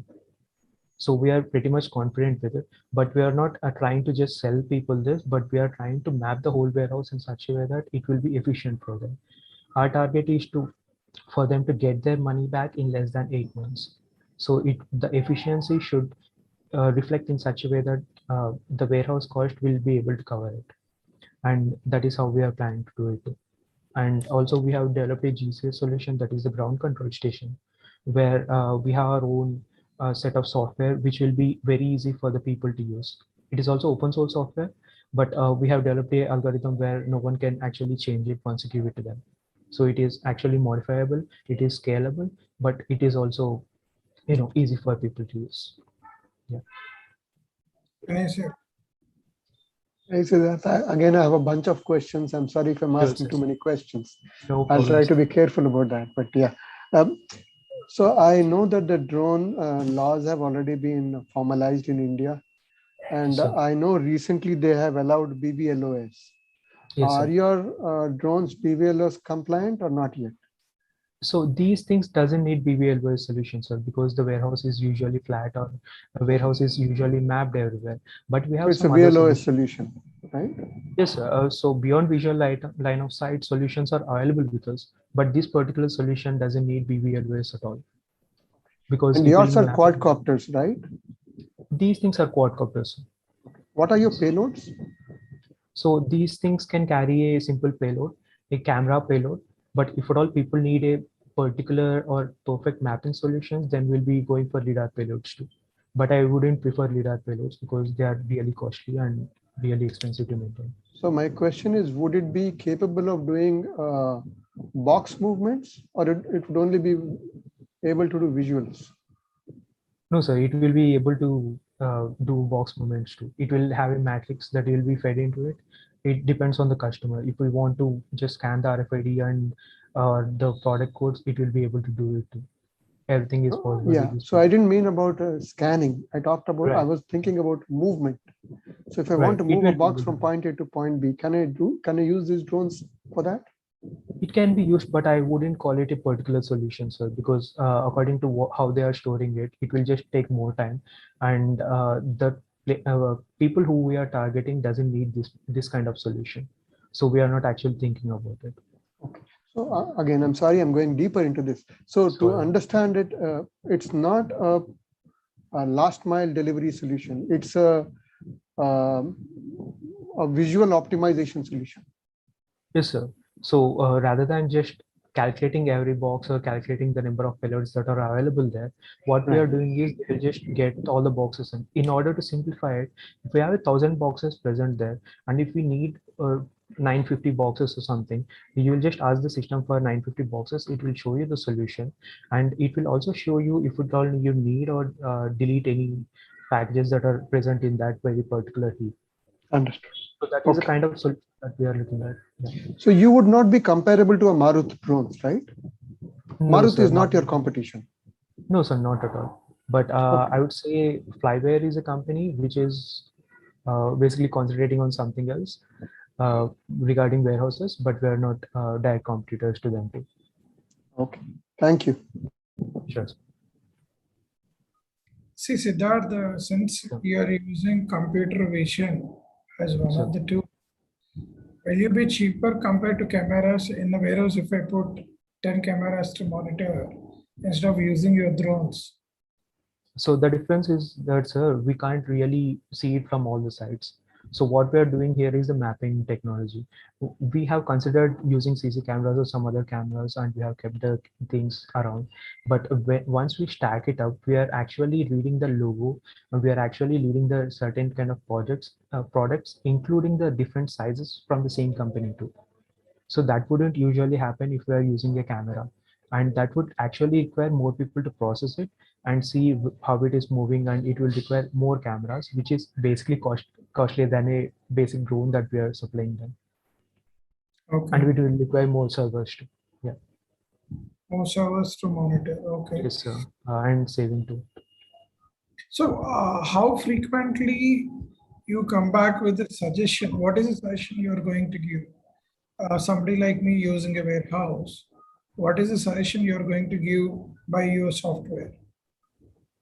So we can actually denote it in different ways. So we are not going with one particular solution, because once we calculate the volume, we can get different types of things that are available. So for example, the warehouses that have actually contacted me have been stacking in such a sense that they're leaving a hole in between just so that they can calculate the number of boxes. So that is not at all feasible for them. So we told them that we'll calculate it in terms of cubes, such a way that we can get the volume, or in terms of different sizes so that we can get the volume. So in such a way, we can actually suggest people that that is actually required to them, but we are going with 3 different solutions. For example, we will be optimizing it. For example, we will be telling them how it will actually help them, and also they will be removing that turnover time problem that they have at this point. So they don't have to go to each and every box or stockpile and then calculate the number of boxes in it. So that will basically decrease them around 1 to 2 hours easily. If at all the boxes are around 1,000, and you can do it in less than 10 minutes, because the flight usually takes a maximum of 10 minutes, and you can see it in your mobile. So that's the solution we are looking at. Sure. Couple of other questions, Siddharth. Sure. How do you integrate your data with the existing WMS system? Because, you know, inventory management is one thing, and then that's just the start of any warehouse. Right. How is your data coming into the system? So we are basically looking at our own application where we can display the whole system into it. And we have also some system where we can transfer the data if at all it is required by some other people. If at all some people are working on software like the basic warehouse solution that is available outside, we will be able to send our information to them and take their information if at all needed. So we are still working on our solution to make it possible for us, and then we'll be looking at those solutions later. Thank you very much. We are actually a minute over time. Very good questions. I do have a burning question to ask you, but I'll refrain from doing that, because to maintain the time, to make sure that we have all the participants cover presentations on time, I will keep my question towards the end. Okay. Thank you very much, Siddharth Verma, for your presentation, and thank VCs for their interaction. Let's go to the next presenter. Thank you. Let me share, if you don't mind. The next presenter is going to be Vamshi Krishna. I know that Vamshi had joined the earlier introduction. So Vamshi, please join, share your video and your presentation. And you have, as you know, 5 minutes to present, and VCs have 10 minutes to ask you Q&A. Your time starts now.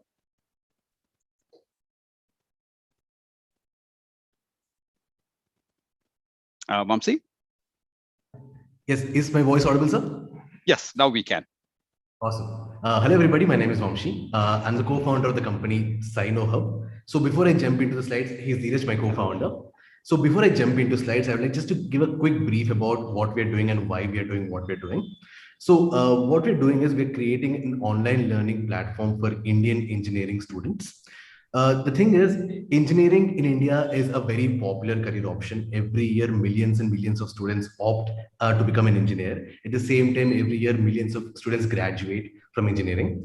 But the thing is, engineering is a little different from when you compare it to other education streams such as schooling, because engineering is not just about basic sciences like a lot other different education streams. It's a lot more in-depth. For example, if I choose computer science, electronics, or electrical as my preferred stream, what happens is in the journey of 4 years from first year to fourth year, I travel from being, from learning fundamentals to becoming, learning to a lot more advanced concepts in that particular stream. And what happens is a majority of these advanced concepts require industry professionals or subject matter experts to teach these particular concepts. Now, we're in a stage in India where, we have millions and millions of students who want to learn these concepts, but we have a very few, industry experts or subject matter experts who can actually teach these concepts. So what ends up happening is, the top 3% or top 4% of colleges, the IITs, the IIMs, and the JNTUs have incredible amount of, amazing resources, the best faculty and the best lab equipment to teach their students, all the practical resources that they would need so that they would be employable by the time they graduate. But the rest 94-95% of colleges lack these basic resources. They do not have the sufficient amount of subject matter experts to teach these concepts. So what ends up happening is when these students graduate from their college, they do not have the proper skills to be employable. Right? They even fail in their exams. They have backlogs. They keep writing their backlogs, and even after they graduate, they have to once again enroll into additional courses outside the college, sometimes spending years in additional amount of time, money, and efforts just to get a job. Right? And we are trying to counter this. And the way we are trying to counter this is by creating an online learning platform for Indian engineering students. So what we're doing is we are partnering up with some of the most incredible faculty or teachers from all across India, and we are creating or recording content that is available for these engineering students. And we are compiling all these resources onto one single platform. The product is already live on Google Play Store. We already have 50,000 plus students on the platform at this point in time. And now I'll just quickly jump into the slides. So I'll just elaborate a bit more on this. Also, I'll just quickly recap what I've already shared. I hope my presentation is visible. So like I said, the platform name is SinoHub, which basically means it's a central hub. So we're an online learning platform for Indian engineering students. The problem that we're trying to address is there is a critical shortage of subject matter experts in engineering colleges. So what happens is when you don't have these subject matter experts, students obviously, often end up doing badly in their exams. So they have backlogs and they don't have practical knowledge, which makes them not employable. Right, and the solution for this is a mobile application, a single mobile application, where the students can access on-demand lectures from India's top faculty. We also have a lot of live sessions in the platform, which from several subject matter experts and industry professionals who teach the students where the skills that they're learning or the concepts that they're learning are going to be applicable. And we also provide a lot of additional resources to gain a lot more in-depth understanding into what they're learning. So this is the product statistics. The product is already live on Google Play Store. We already have around 4 lakh lectures that have been watched on the platform. And we have an average session time of 40 minutes, which basically means, once a student comes in, is going to spend 40 minutes just going through the lectures, videos, notes, and additional resources. So before I go any further, I just want to bring your attention towards the current state of the Indian education market. So we have, if you consider, there are 3 different segments for the education market: the K-12, the undergraduate or engineering, and upskilling. We have incredible companies doing an incredible job in the K-12 segment. At the same time, upskilling, we have incredible companies like Udacity and Udemy. But there is a small gray area in the undergraduate segment where it is, a lot of, there's not much focus, or it is very much underserved. Now, the reason why the case is such a way is because a majority of these students, or the demographic of these students, were not available before 3 to 4 years. They did not have proper device access. Neither they did have proper internet access. With the advent of Geo and the smartphone revolution that has been happening in the past couple of years, that's when these students have started coming up online. That's when they want to sort of look for more online resources. And a majority of the students, or a majority of the demographic that we target, is exactly these particular students, the engineers. So once again, just to recap on the recent advancements, we crossed 50,000 students on the platform. We have been growing like crazy in the last 1-2 months. We have been seeing a lot of traction. We've already partnered up with 5 different colleges to bring in a lot more resources and faculty to create more. Okay, perfect. So just to quickly finish off, it's subscription-based model. So we have. So we are looking for a seed fund of $300,000 to reach 10,000 paid users. We currently have around 1,000 paid users. So I'll just end the presentation here. Any questions are absolutely welcome. Thank you so much. Great. Thank you so much, Vamshi, for your presentation. I guess we'll open up, if you can stop sharing, and then we'll open up for Q&A by our esteemed VCs, 3 of them. So let's go in the round robin fashion as we did last time. Please go ahead.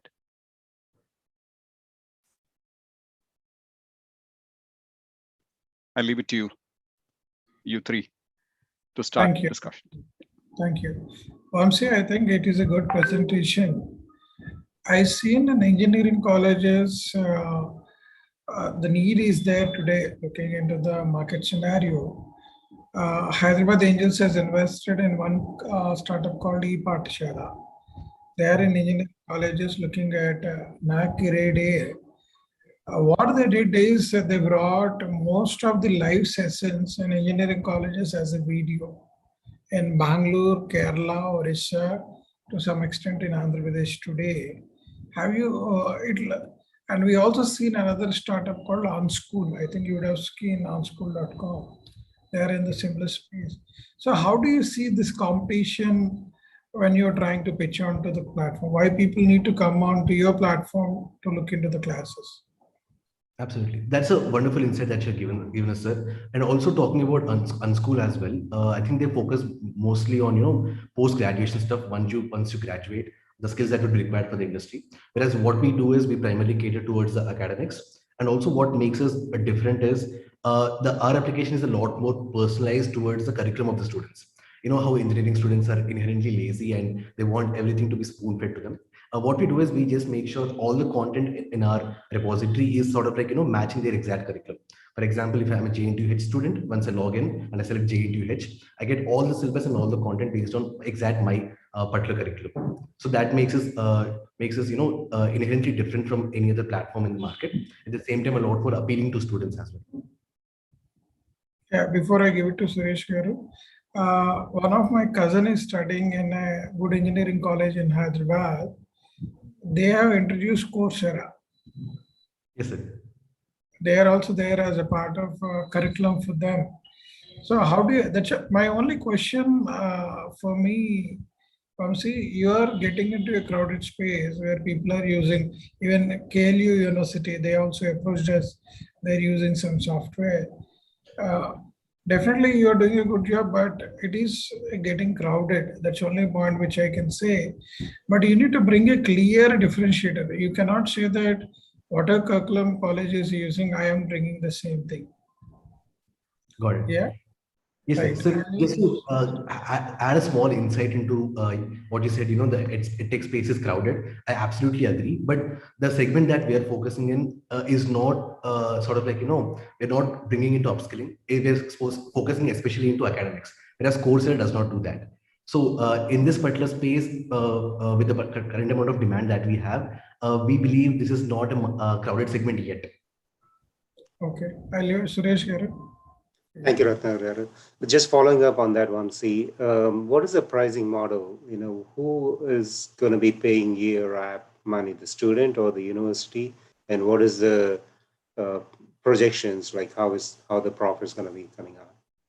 Got it. So the pricing model is a subscription-based model, sir. So we are following a very similar pricing model to Netflix or Skillshare, wherein the students can pay a monthly subscription. So currently the pricing is ranging around 1,200 rupees per year, which roughly translates to 100 rupees per month, which is very affordable to any engineering student. So currently we have more than 1,000 paying students on our platform. And with the seed fund, what we want to do is we want to scale it up to 10,000. Okay. And what are your expenses on it? I mean, I assume there will be a lot of money spent on the content part of it. Yes. How those expenses come out? Yes, sir. So up until now, we have spent around 25 to 30 lakhs on creating the content and making sure the platform reaches students. But up until now, our revenues have been around 19 lakhs. Okay. And does the student have an option? Is it like a mandatory thing for an engineering student, let's say JNTUH, to absolutely sign on to your application, or is just an optional thing they want to get onto your application once you sign up with an engineering college? No, sir. So it's completely B2C. So we do not tie up with any colleges. So a student, whenever he searches for any concepts online, so that's when he comes across the application, and that's when he goes through it and installs it. Right. Okay. I'll pass on to Vinegar. Yes. You're on I'm mute, on sir. mute. Yeah. I have very few questions. My main question is, so who does content curation? Is that part of what you do, or do you just allow every buyer to choose their own content? No, sir. So what we do is all the content which is on the platform is created by us. So when we hire the faculty from all across India, so we bring them into our studios. We have another set of really incredible faculty who just worked with them to create the content. Okay. So you basically offer both a platform as well as content. Yes, something similar to what Mr. Ratnakar mentioned about Coursera. Yes, sir. Okay, fair. Thank you. No other questions. Great. Any other questions from anyone? Any other VCs? One last question. Vamsi, in terms of your reach, what is your go-to-market strategy? Is clearly a B2B, you wanted to go to colleges and sell your course as in today? No, sir. So we already tried the B2B approach. We had partnered up with a couple of colleges in the past, East Engineering College, Siddhartha College, a couple of local colleges here in Hyderabad. But what seems to be our strong suit is the B2C market strategy, wherein a lot of our growth has been organic. When students sort of are connecting with the application because it's so personalized to their particular curriculum, they tend to share it more among their classmates, and hence it goes on. So most of our primary market strategy is B2C, sir. Okay, B2C. And what is your customer acquisition strategy when you're saying B2C? How do you approach your customer? So at this point in time, a good portion of it has been organic. The other portion has been, Facebook and Google advertising. Those two have been our primary modes of acquisition strategies. So mostly you're using digital channel to reach? Yes, sir. Okay. Thank you. No questions. Thank you, sir. Great. Thanks, Vamshi. I do have a question that I'd like to ask since we have 2 more minutes. This is a great idea because there's nothing available for engineering students.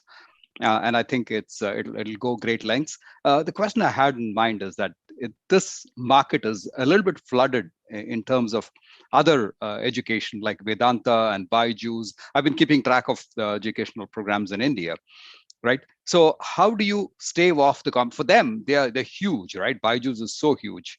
How do you stave off the competition by staying ahead of the game? What are your plans? Because for them to expand to engineering shouldn't take them much effort. Now, how do you make sure that you stay at the leading edge, cutting edge of technology in terms of your engineering programs?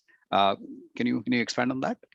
Absolutely, sir. Sir, like you mentioned, it's obviously going to be a concern when we have huge players in the market such as them. But what gives us an advantage is we are the first, since we're already into the market very much early, the rate at which we are expanding, what we're planning is we want to capture this out. Currently, we have a good amount of foothold in the Hyderabad market. We want to establish a strong foothold in the South Indian market in the next upcoming couple of months. So what we believe is by the time they come in, we've already been established, because the rate at which we're also producing content is going to be something that, it's going to take them at least a little bit of time to catch up. And even if, existing market players come in, we believe the market is big enough that, there wouldn't be anything, either one company lives or other one dies. It can be coexistent as well.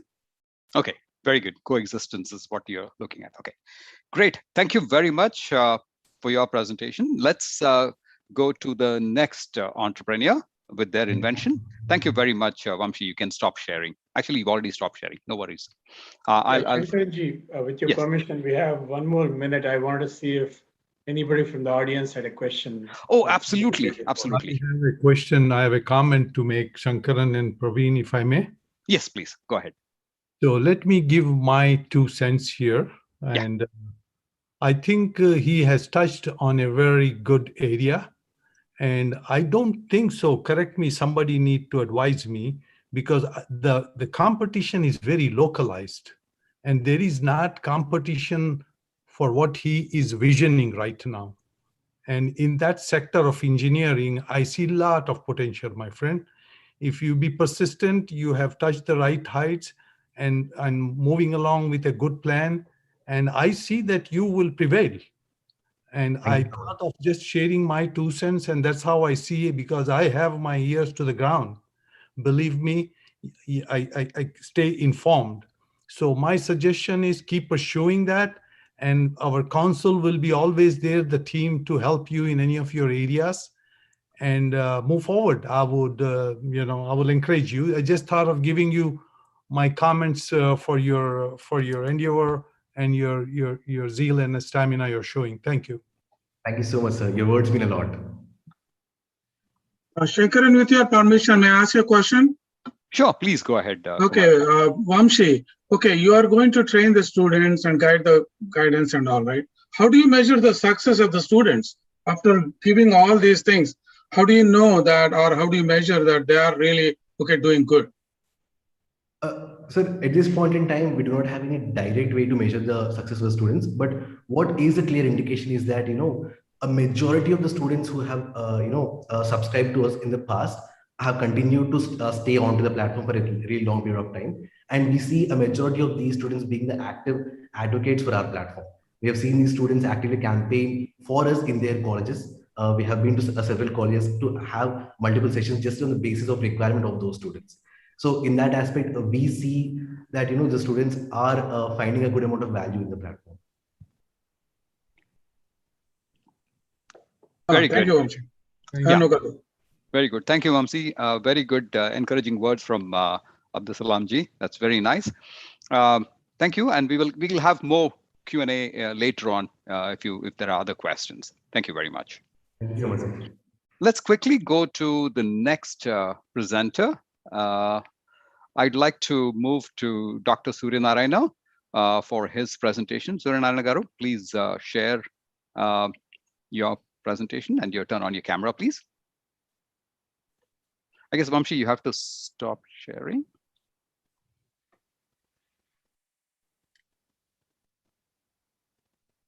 So do I have to leave the meeting? No, it would be best if you leave the meeting and then you can join later. You can be in the waiting room if you could. Thank you. Yeah, thank you. Surya Narayana garu, can you share your Yes, presentation? sir. Yeah, please go ahead. Let me first thanks to our JVEN team who really encouraging our young entrepreneurs. And, I am also one of the person who really interested to motivate the young entrepreneurs, especially our interest is on IoT, Internet of Things, especially industrial Internet of Things, which is a futuristic. And we have been started our SP inventions around 3 years back. And our main motto is to save the energy using the smart products. Saving energy is nothing but its generation of the energy. So I request our colleague Chakravarti to take over to present our model. Please join Chakravarti. Vidya Chakravarti. So is he on another screen, Andy? Vidya Chakravarti is there. He is another screen, sir, please. Anyway, I would like to, until he comes, I will tell. Ours is a smart product, especially. Yeah, there's a chat message from her. Is it her? Hello? Yeah. Vidya Chakravarti. What is the name? Can you repeat the name again, please? I don't see her name. Vidya Chakravarti. Not he, Yes, not she, he. Vidya, Yeah, I don't see his name. I Right? already brought her. Oh, you did? Him. Okay. Vidya is here. Okay, go ahead, Vidya. Thank you. Thank you. Hello, can you see me? Yeah. Yes, we can see you. Yeah, I'm sorry for that confusion in my name, Vidya. It sounds he or she. I'm sorry for that. Okay, let me share my screen.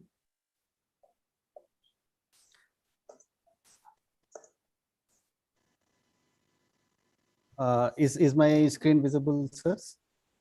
Yes. Okay, with your permission. Yeah, greetings for all, and many thanks for this time and opportunity. We at SP Inventions intend to bring in unique value for the energy efficient world. I'm like all the things that we talk about, as sir has already mentioned, energy saving is very much same as the energy creation itself. So we are operating from Hyderabad, India. and ideated in 2017 by Dr. Suryanarayana Garu himself after retiring from India's premier defense research organization DRDO as a scientist H with 40 years of technological experience. He holds a PhD from IIT Kharagpur as well. Partnered with him, myself, Vidyaranya, as my full name goes in. I'm an electronics graduate with 25 years of experience. I have 4 patents in my kitty in the mobile connectivity area. Of course, this is while working with world's #2, a German SIM manufacturer. I was in charge of product development for Asia Pacific for 12 years, understanding customer psychology and introducing product features accordingly. With us, we have an young electronic dynamite, Rajendra Chetkuri, who brings in out of the box and the current generation relevant ideas, so that like we have a well-balanced team to say that.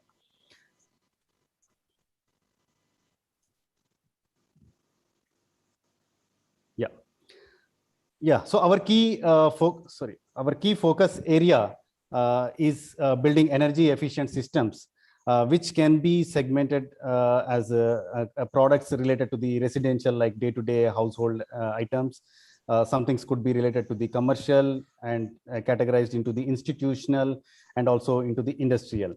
And if you look into the share, each segment has got a decent share with diversified portfolios and things like that.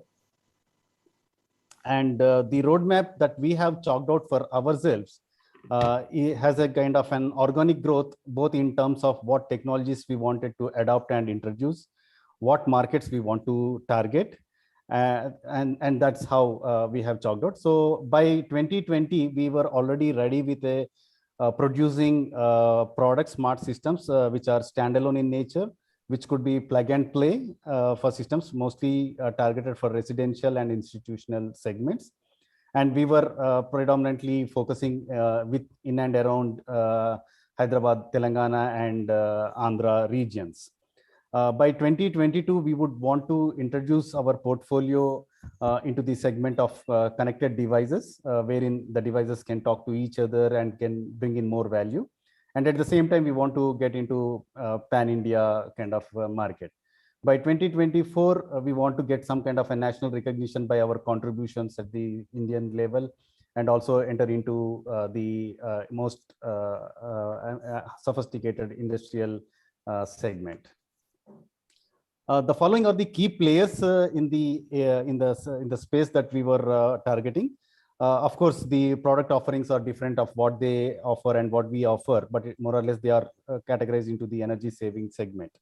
So Philips, Crompton, Bajaj, Wipro, Havells, Siemens. So these are the very big names.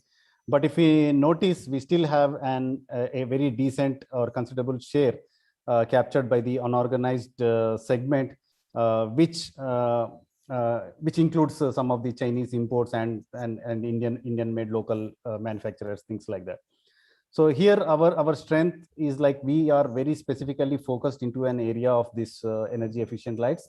Unlike others, they have diversified portfolios and they can big bang on things like that, but we have very focused on that. And we have a very agile and adaptable for the customer requirements. And of course, we have a very experienced team and a very lean team as well. Okay, so this slides shows a bit of some of our customers, and we are proud to have NCC Nagarjuna Construction Company as one of our key customer, who is a repeat customer as well, for including our energy efficient solutions into their newly built societies and buildings. Our clients, as I said in earlier, are predominantly within our state. Mostly, this is for the reasons that we had to balance our limited funds between production lines and R&D into the new product. So we are kind of growing slow there.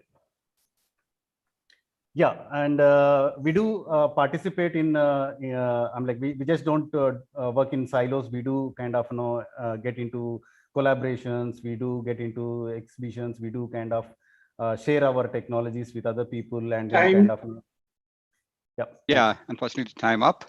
Do you have anything, 10 seconds to wrap up, if you don't mind? Yeah, so I'll just quickly get into the expense summary sheet. I would say that most of the funding was come up by our co-founders.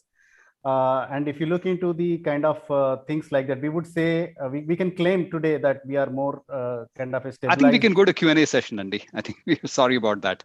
I'm sorry for that. Yeah. Okay. Yeah. So let's move to Q&A session, please. Yeah. You can stop Should sharing, Andy, if you don't mind with you. Yeah. Could Thanks. just hold that slide, that will help. Yes. Because that has got the ask on it. Okay. Okay. Sure. Go ahead, Vidya. Yes. Yeah. Thank you. Thanks. So what's your ask? Hello, sir. It's around 70 lakh Indian rupees. Okay. And that's mostly distributed into the raw material procurement for the upcoming 3 years, and then we could get into the self-sustained mode kind of. And what's your current run rate and burn rate? The current burnout is around 36 lakh. That's your burn rate. Yeah. Per month? No, I mean to say for the until now, what we have burned is 36 lakh from 2017 to till date. And of course, that included a period of Corona where not much of our products went in, but we utilized that time to sell some relevant products like sanitizers and UV disinfectants and things like that. So what's your current burn rate? Is that a relevant burning question? rate is, yeah, our burning rate for everything is around 2 lakhs. And the other thing is depend on our production, the cost will be increases. If you get an order of 1,000 bulbs or 2,000, then accordingly we'll buy. So it is a flexible, but salary and all the 2 lakhs per month. Sorry, I missed that. Okay. And what's your run rate right now?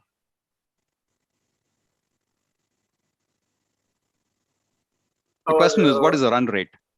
Yeah, generally we are doing about 1,000 lamps or products which we are doing. We are different sanitizers and all those 1,000 pieces per month. What does that translate to in revenue terms? So if you translate, it will come around each bulb we are saying about 500 rupees sensor light. So if you pay 1,000, it will become 1,000 into 500. Okay, it is going to be. So what, 5 lakhs? Okay.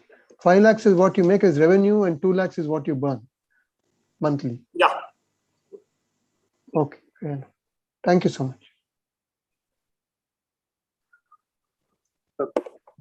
Yeah, you can stop the sharing and then we can go to the next VC if they have any questions. Yeah, a couple of questions there. How are you acquiring the customers? And what is the cost associated with that?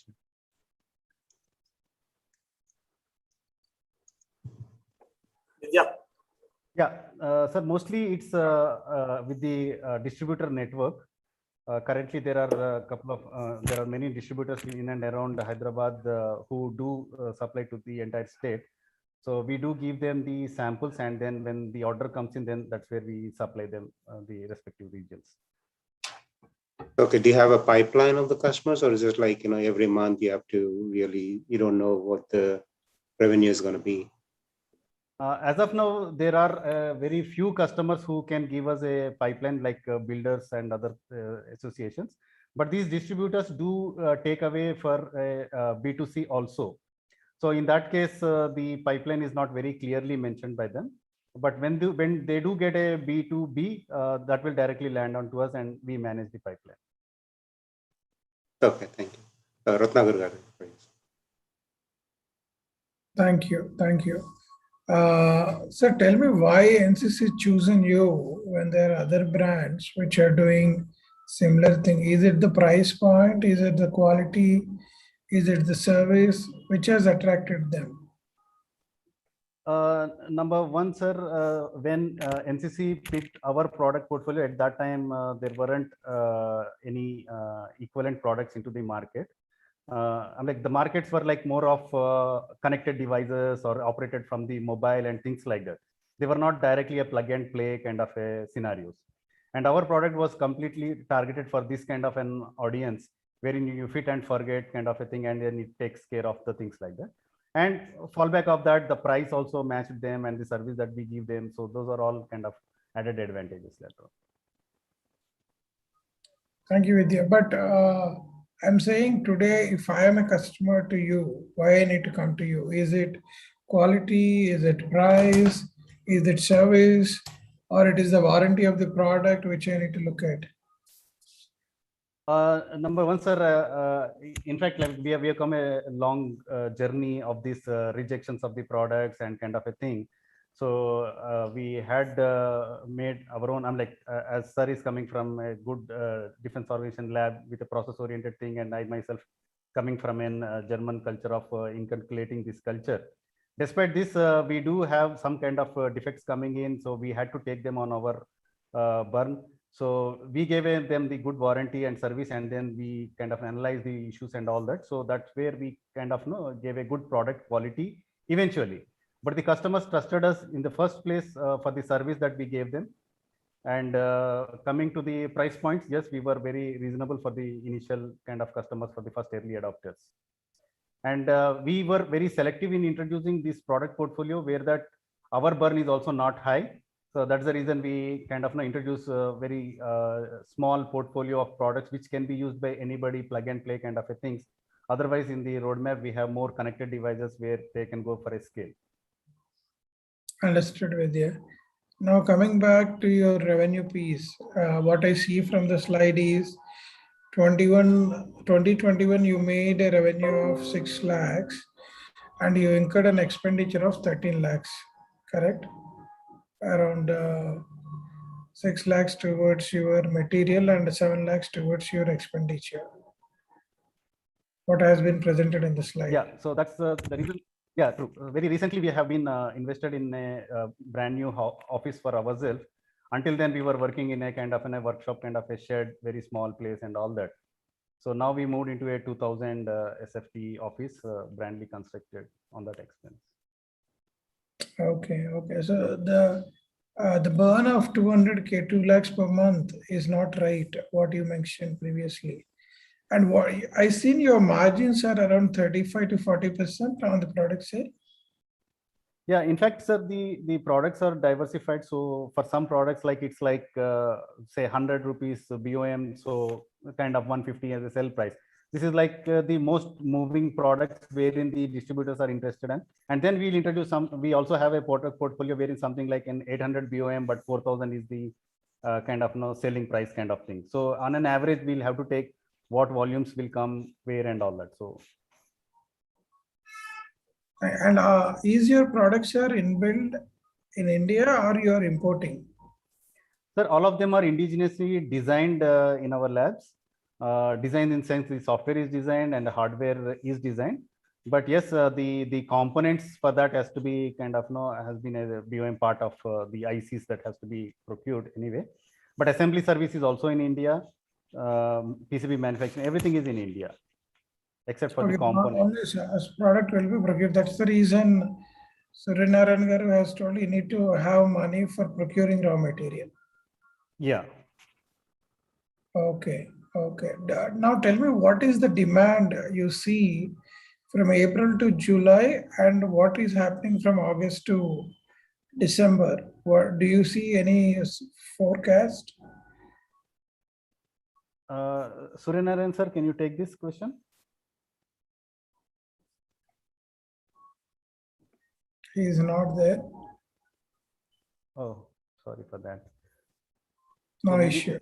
Maybe, yeah, sir can have there's marketing values figures. Right.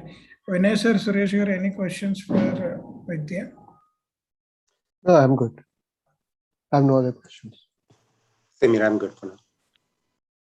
Okay, I'm good, Andy. Shankaran.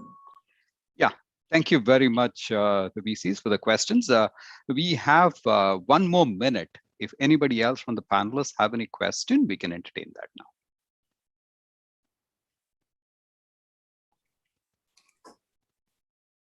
I had a question. So, yeah. So the question is, you mentioned that you're importing some of the products and some of the ICs, you're putting it together, right? Because for LED lamps, you need some electronics to step down the voltage. And so how is your reliability? What kind of reliability do you give? What is your replacement warranty that you provide? It again depends from product to product, sir. So the minimum warranty that we offer is for 1 year for household products. But if it is an outside installation thing, it goes for say 2 years. I see. And in the market, like we have evaluated a lot of vendors who supply the same part number with different sources.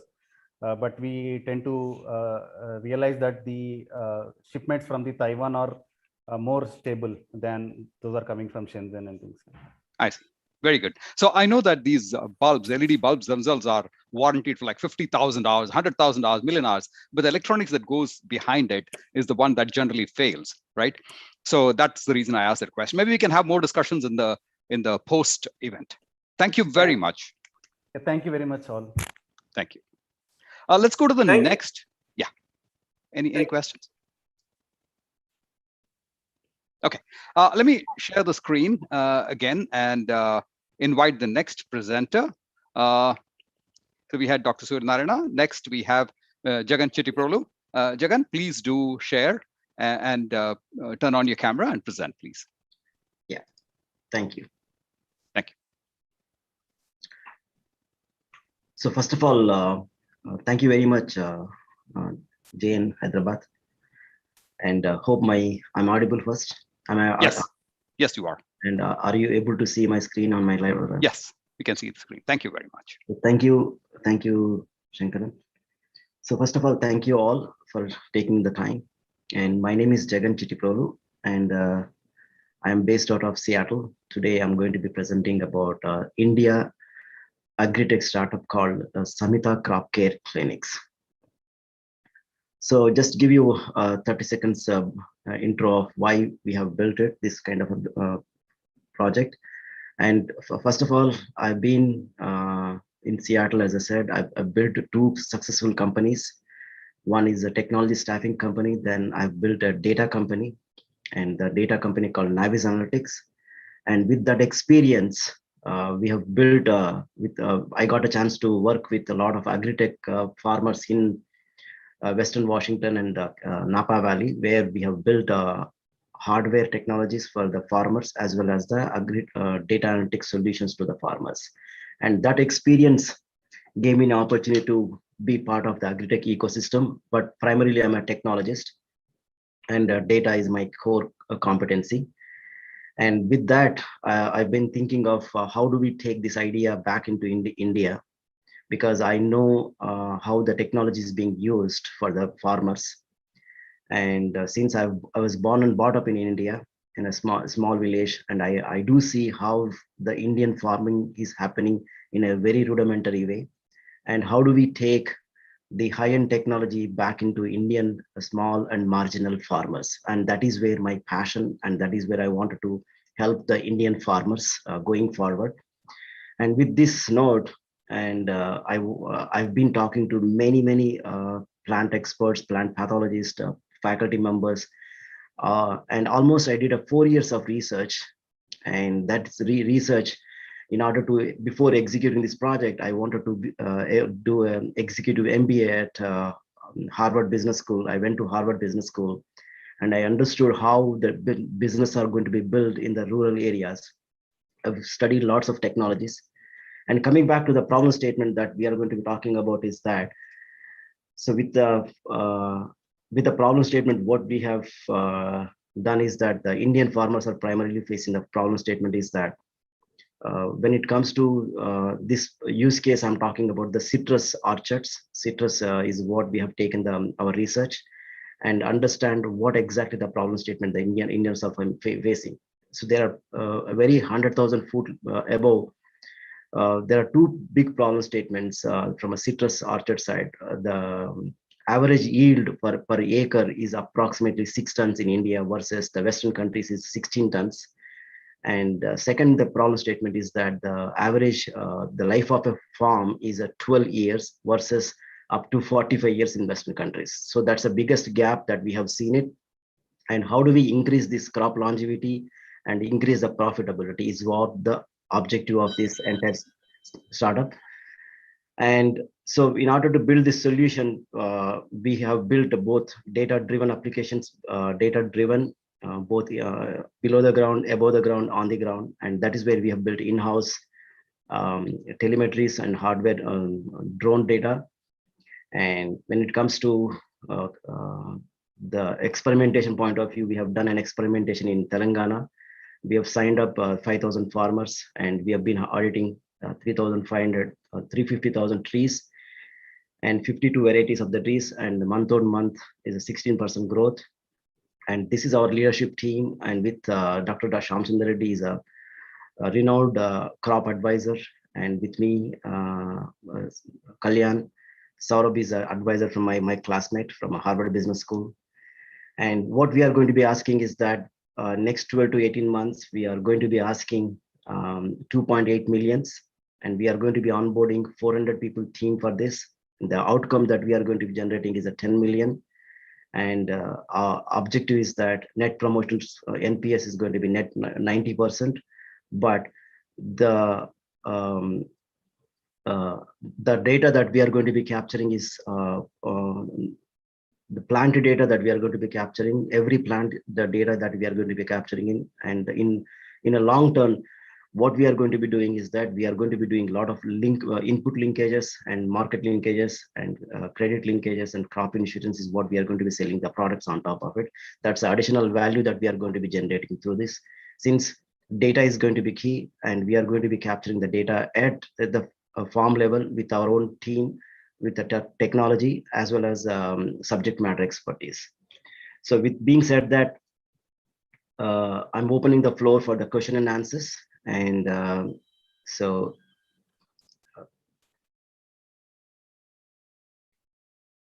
Thank you very much, Jaganji.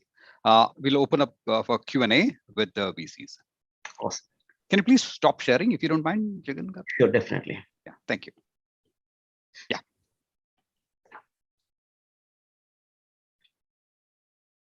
Just a very quick one. I'm still not sure I understood the business model.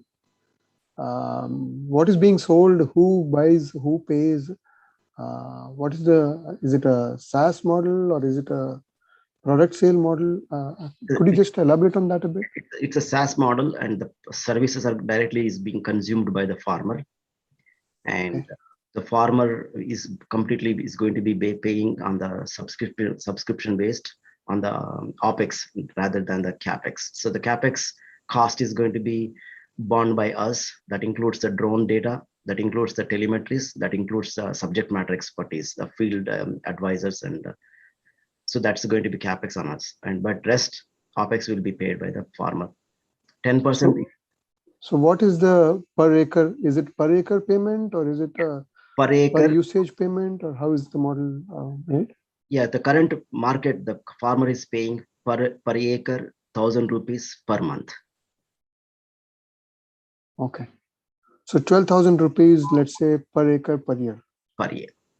Okay. And what is the investment required to get that happening? So in order to the one cluster, we are servicing at 7,500 acreage. And with that in order to serve one cluster, we need 500K is what we needed, but the outcome is 2 million revenue is what we are anticipating from 500K in Indian rupee terms. 500K US dollars. 500K US dollars. So your investment is about 3.5 crore Indian rupees. Yes. On a 7,500 acre space. Yeah. So now we are going for 5 clusters, which is 40,000 acreage. And with that 40,000 acreage, the investment is required 2.8 million. And the team that we are going to be onboarding is going to be 400. But the good part is that the technology has been proven, and the acceptance by the customer is already been proven. Now we are going to be scaling up to the next level. So what exactly is your ROI? My ROI is with a 500K investment, the output is going to be 2 million is what the output, the return on investment. So 1.5 million is a profit. Okay, I'm just trying to understand. So is this in rupees or is it in dollars that you're talking about? I was talking everything in the US dollars. In dollars, okay. So I'm trying to think about it in Indian terms because it's an Indian product, right? Yes, but I'm sorry, actually. That's okay, because I'm thinking about a farmer's paying capability end of the day. So if you mentioned that you're doing about 1,000 rupees per acre as a SaaS model, on a 7,500 acres, that probably translates to about 9 crores. Am I doing my maths right in a year? That is correct. Okay, so you make you get a return of about 9 crores on an investment of about 3.5 crores. Because you mentioned that you are doing about $500,000 as an investment. Yeah. So again, I will go back to my US dollar conversion because I'm sorry, because I didn't, my brain is always working in US dollars. I understand. Yeah. So, but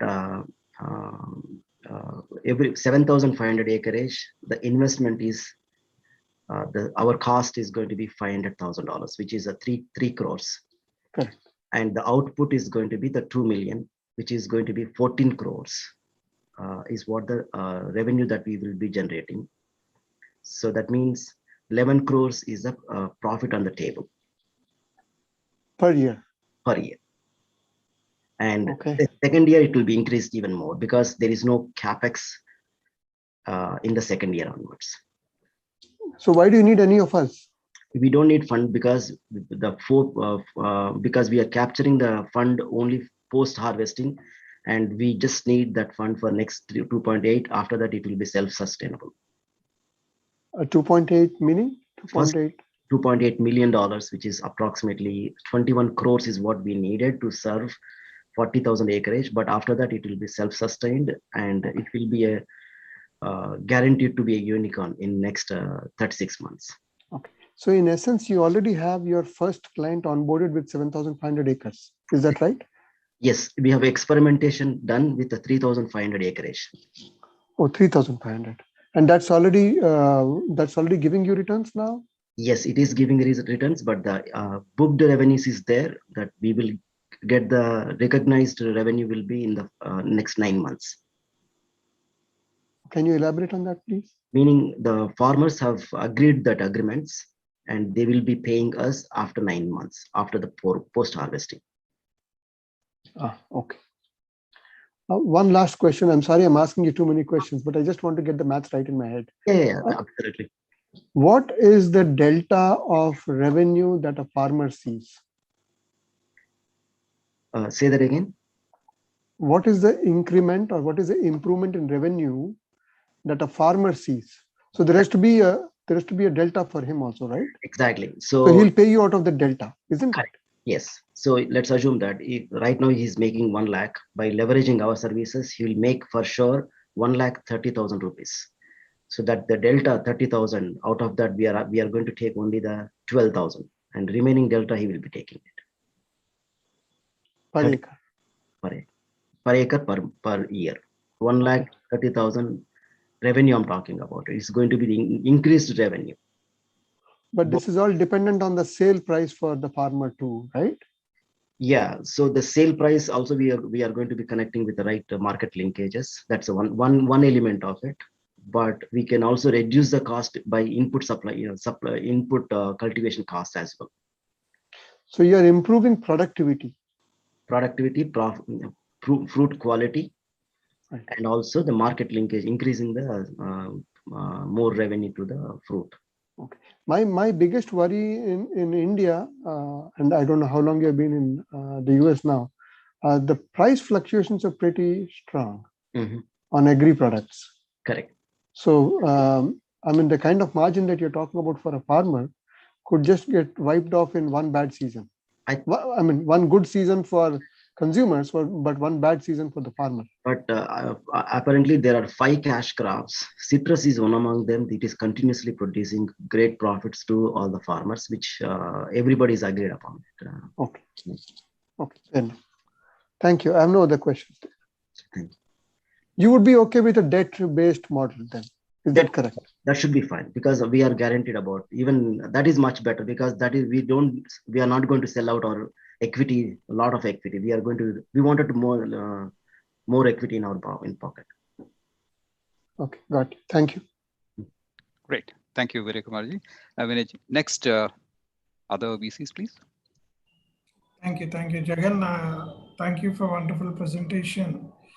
There are many companies, startups in the past, which were capturing soil, as you say, and other things. But what I observed, 98% of the farmers in India are earning less than 50,000 in a year. That is the reason government of India, along with Telangana government, started paying some money to them, 6,000 rupees per acre or so.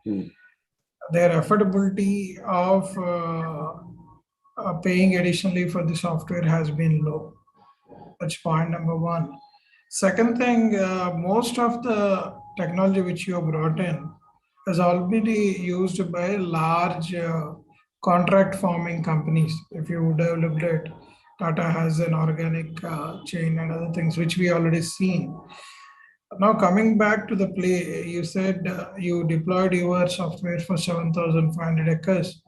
I don't know which area you incurred and how it has been, but are the farmers are really willing to pay for this? That puzzle has been solved, and even that reluctance was there at my end. Can they pay?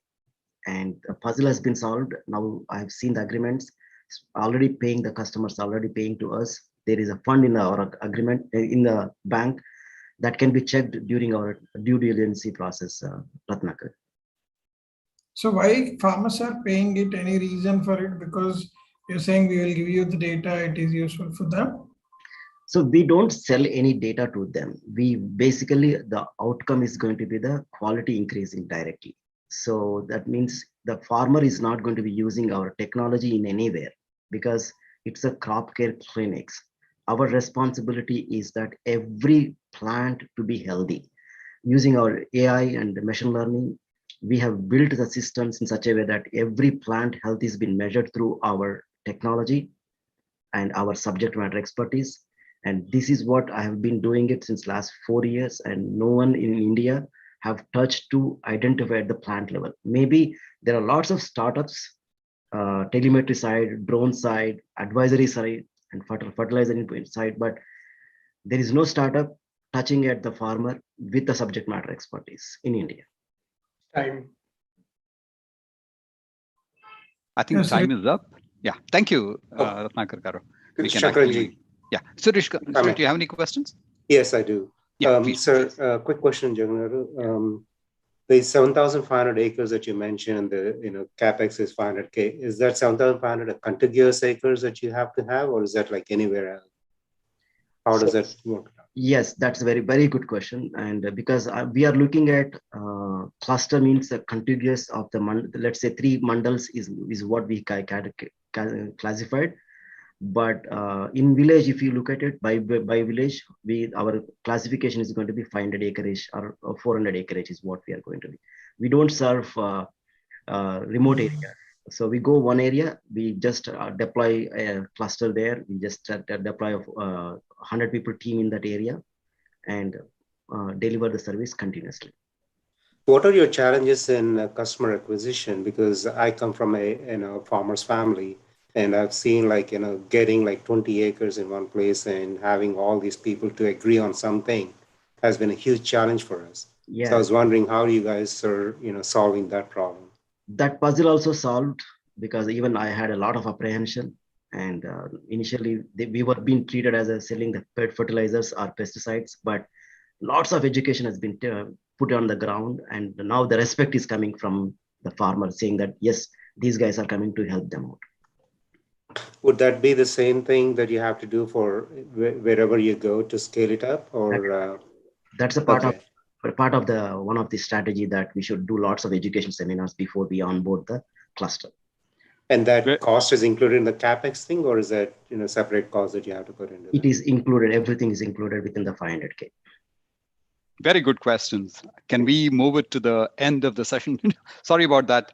I know this is a very interesting topic. Jagan Garu, very nicely presented and a lot of interest.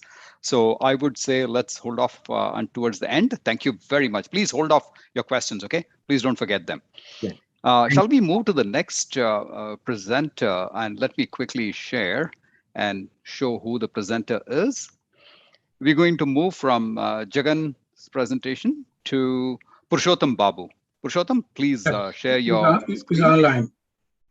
Please share your screen and turn on your camera, please. Go ahead. Thank you.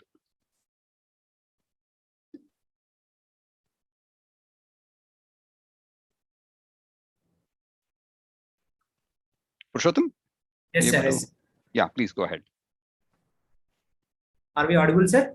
Yes, we are. But we can't see you. Where are you? Okay. No problem. Go ahead. Okay, sir. Yes, sir. Yeah. We are planning to launch a Proptech platform, sir. Yeah. So we are able to see a very big screen, actually your desktop. Just a minute, sir. Just give me one. And then please turn on your camera so we can see you. Camera is on. At least initially, please show your camera and then switch to your presentation, please, Purushottam. Yes, sir. Yes, sir. Just give us a minute, sir. No problem. I suggest going into presentation mode so we can see your full screen. Okay, we can see your camera. Yeah, we can see your camera. Now we can go to your screen sharing. Yes. Shall we start, sir? Yes, please. Please do. Your time starts now. Yes. We are unable to see you, sir, actually. Just a minute.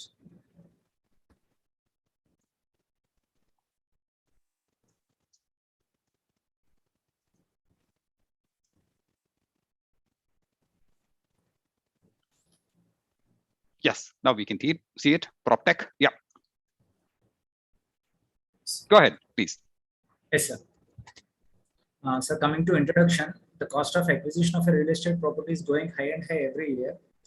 And at the same time, there is a new trend that is running with a great pace across the globe in various categories, sir.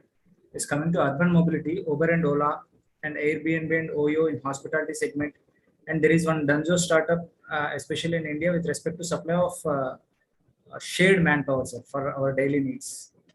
And similarly, and coming to real estate, fractional ownership is a new concept in Indian real estate market. And following sure some of the examples, sir. Fractions, strata, property share, briquette, asset mark, and they are dealing in various spaces, sir. If you are operating in commercial office spaces, and if you are operating in industrial warehousing, and if you are offering private and residential spaces. Coming to our idea is to build a Proptech platform which deals in luxury and premium vacation homes in India and abroad, both with fractional ownerships as well as without fractional ownerships. And the features of our model are, it is an asset-light model. We don't own any property, and our target segment is a niche segment.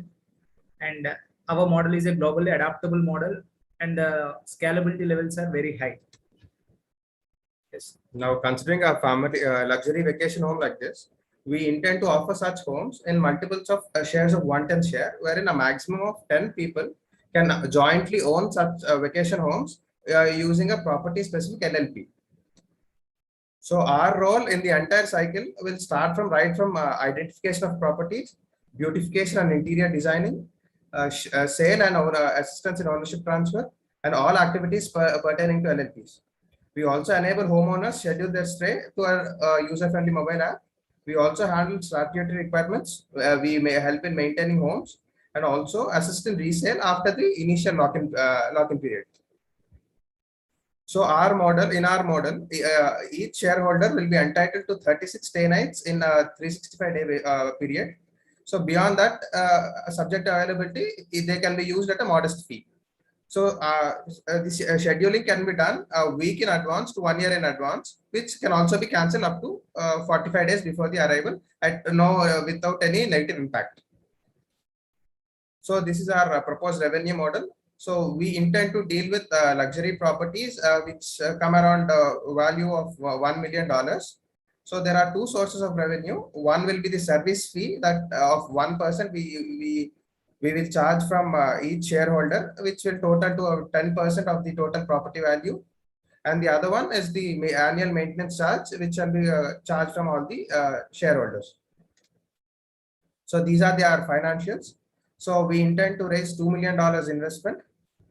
So assuming one property is valued at 1 million. So the margin of 10% would end up in $100,000.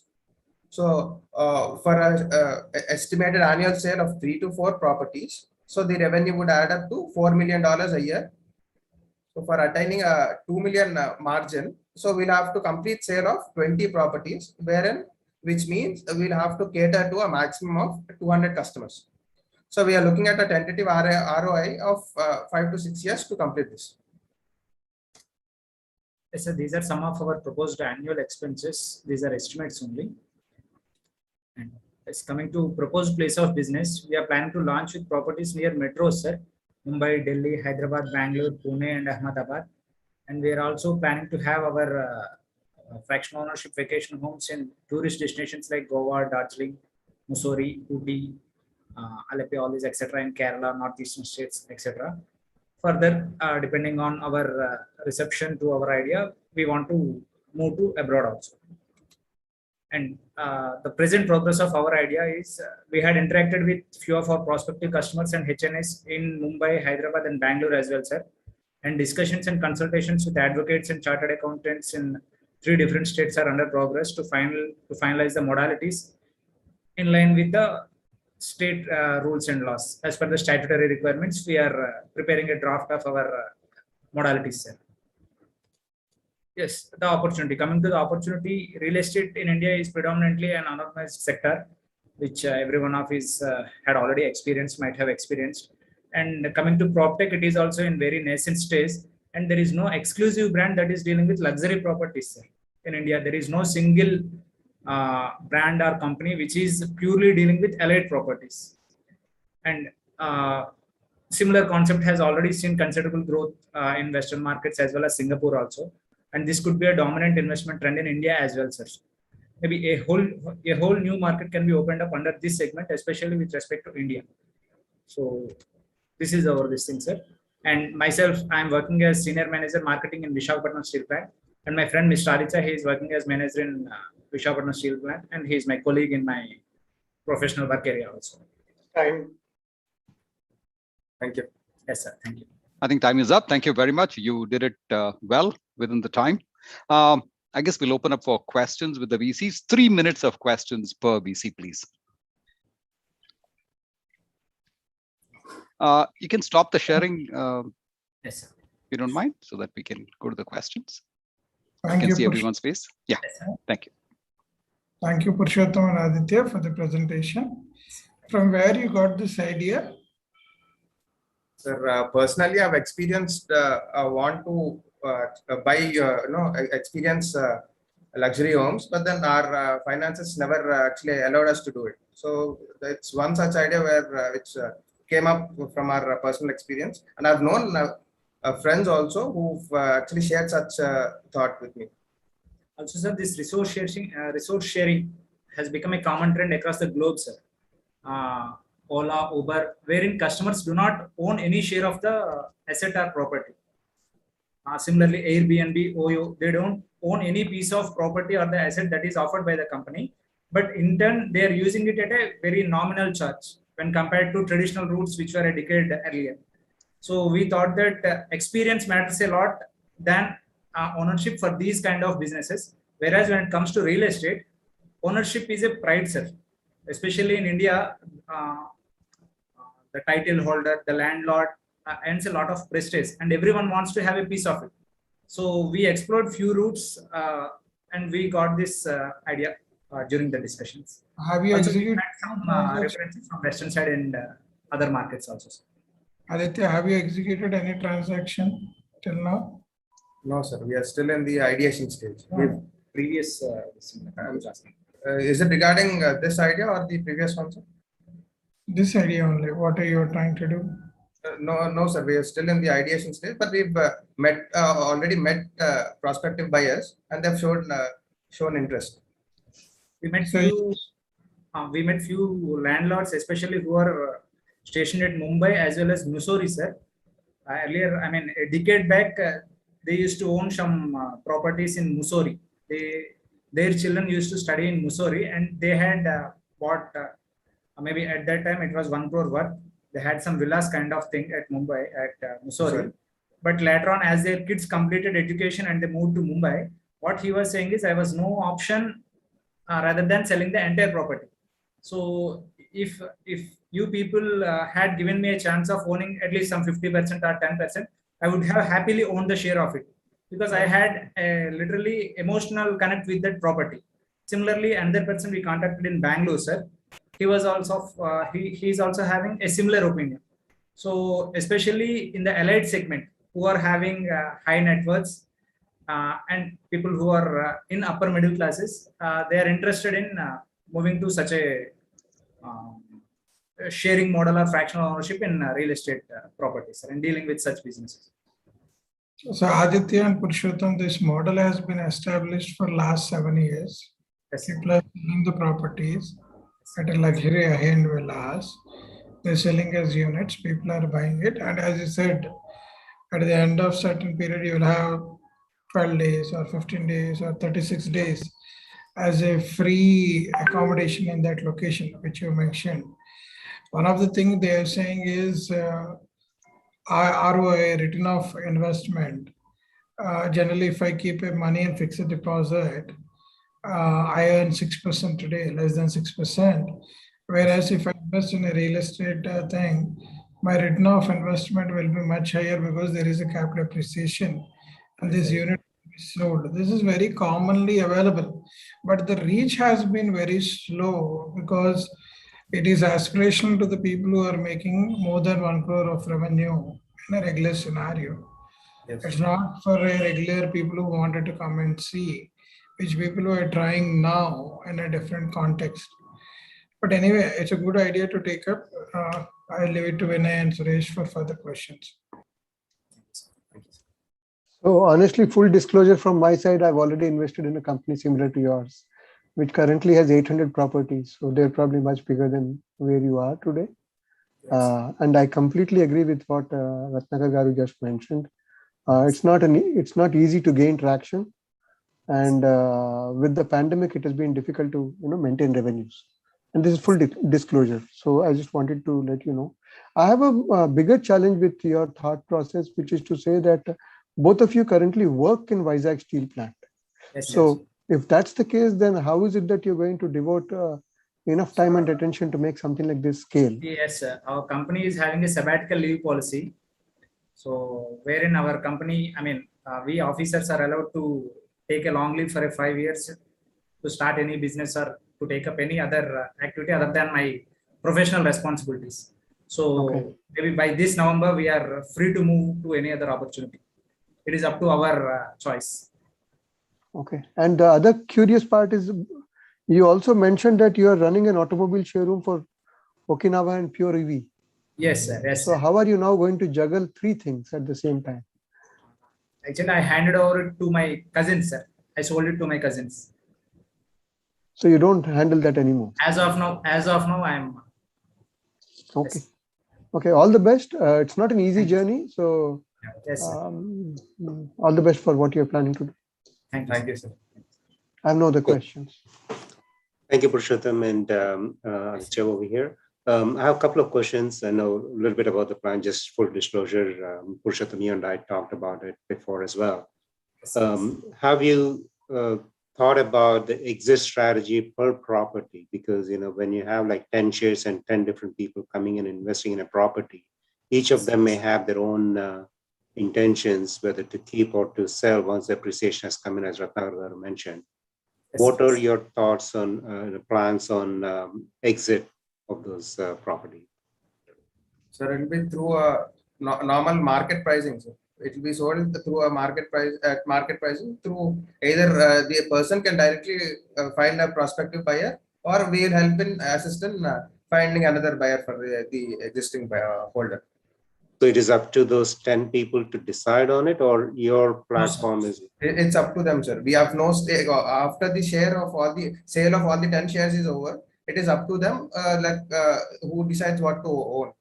So all decisions will be taken based on a voting. So we will keep no decision making powers with ourselves. Okay, so you're basically going to be managing the property and let them, yes. more like an apartment union. We'll be managing them. Okay. Okay. And I know you mentioned that it is like a luxury type of thing. Are you planning on buying the villas, or are you planning on buying the land and then constructing it and then giving the? As of now, we are looking at ready to occupy homes or which are close to completion of construction, rather than starting from scratch.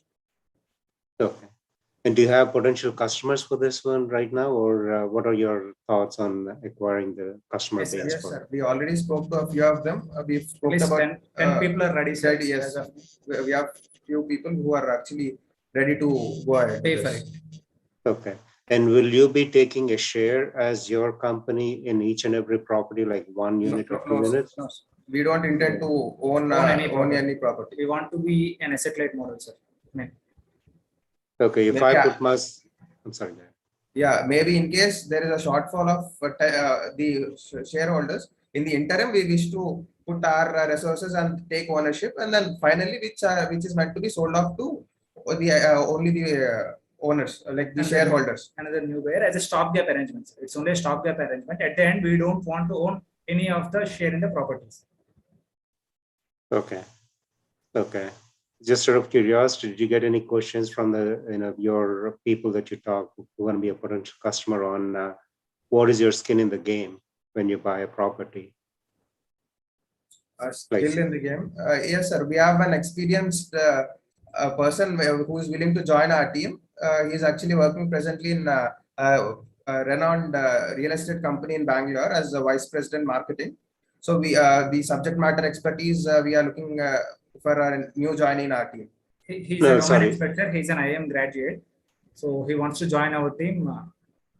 What I meant to ask was that if your share is not there, what is the trust the customer is going to have, saying that you got them a right property and you're helping them get a right a valuable property for them? Is that like for them to decide and pick it up? No, sir, entire this documentation, verification, everything we will have a legal setup so that our team will process, and after complete verification of these documents, then only we will offer those properties to customers. So it is not we are not leaving anything to customers to check. We'll complete all the background verification checks and all those transactions. We will take care. Okay, and this 10 units is going to be like 100% value of the property. There is no any financing or any leverage happening for the customers, right? 100%, all these 10 shares will own the building or the property. Yes. Yeah. Thank you. That's all I have. Time. Thank you very much, Purushottam and Aditya. And thank you, VCs. Very good questions. I had one quick burning question which I wanted to ask you. Is there is this bad connotation about time sharing in the United States, right? People buy time sharing and then they're not able to sell. And I also heard that in India, we have time sharing with Tech Mahindra. So maybe this is a question that you may want to think about. You don't have to answer now in the post session. So how are you going to differentiate yourself from the time sharing so that that bad connotation doesn't come in mind to the people? Okay, let's we can go in the post session, right? Just to save time, right? Sorry about that. I just wanted you to have a food for thought. If you allow me for 10 seconds, I can reply for that. Yeah, please go ahead. 10 seconds. Yes, sir. Actually, in this Club Mahindra or whatever you are saying, there the hotel management or the resort management will be controlling the entire shareholders, sir. Whereas here the shareholders themselves will be controlling among themselves through a mobile app. Oh, I see. Okay. So it's up to the individual owners. There is no interference of external agencies, sir. Okay. Makes sense. Thank you very much. I guess we are towards the end of all the 6 presenters. May I make a Salamji, please go ahead. I just want to follow up on Suresh's comment. I don't think, Purushottam, you got his message, if I understand correctly. On your model, that you are not owning anything. You don't have any ownership. You don't have your skin in it. That's what his point is. And what if it goes south, that you walk and the customers and the clients will be stuck in it? So if you have a slight share or some share, you may want to think about this later on And that will give more value to sell your product and be part of the problem and not be there for the good times. I think that's what Suresh's point is. Yes, got it, sir. We might have missed it. That's okay. Thank you, Salamji. Thank you. Okay, Yeah, so I was of the same view, Salamji. I didn't want to probe further, but we can open it up during the post session. So thank you very much. So before I hand it over to Praveenji for closing remarks and vote of thanks, I just wanted to say a couple of things, and then I will hand it over to Praveenji. What we witnessed was our first JVEN event where we have heard from several presenters, several entrepreneurs, and the VCs. It was awesome, and I would say and hope that you all agree that we had a great event. I'm sure we had a few snafus which we could have fixed. I'm sure this is a constant feedback and improvement as we go by in the next few sessions, next few programs. We will solicit your feedback. Please do send your feedback to any of our core team members or the Alumni Association so that we can make this better for you, right? So I will now hand it over to Praveenji for closing remarks and vote of thanks. And then please stay on the VCs and the entrepreneurs for a post session. Okay, Praveenji, please go ahead. Thank you. Thank you. I hope I'm audible. Yes. Kumarji, I hope all the entrepreneurs are back. Yes. Okay, excellent. Okay, thank you for making it happen. So first of all, Lao Tzu famously said, the journey of 1,000 miles begins with one step. He said this about 1700 years ago. It's very true today. We're indeed starting our journey of fostering innovation among the JNTUH family, which includes alumni, students, and faculty, with this inaugural event on the auspicious occasion of the World's Entrepreneur Day. And we're all fired up to drive our long-term vision with all your support. As the International Vice President for our JNTUH Global Alumni Association, it's my honor to present the closing remarks and the word of thanks.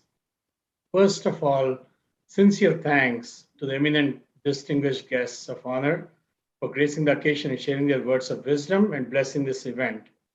For our Honorable Vice Chancellor, Professor Katana Reddy, who energized us with his encouraging words. We've heard that many opportunities are being provided to foster startups, even from a student level.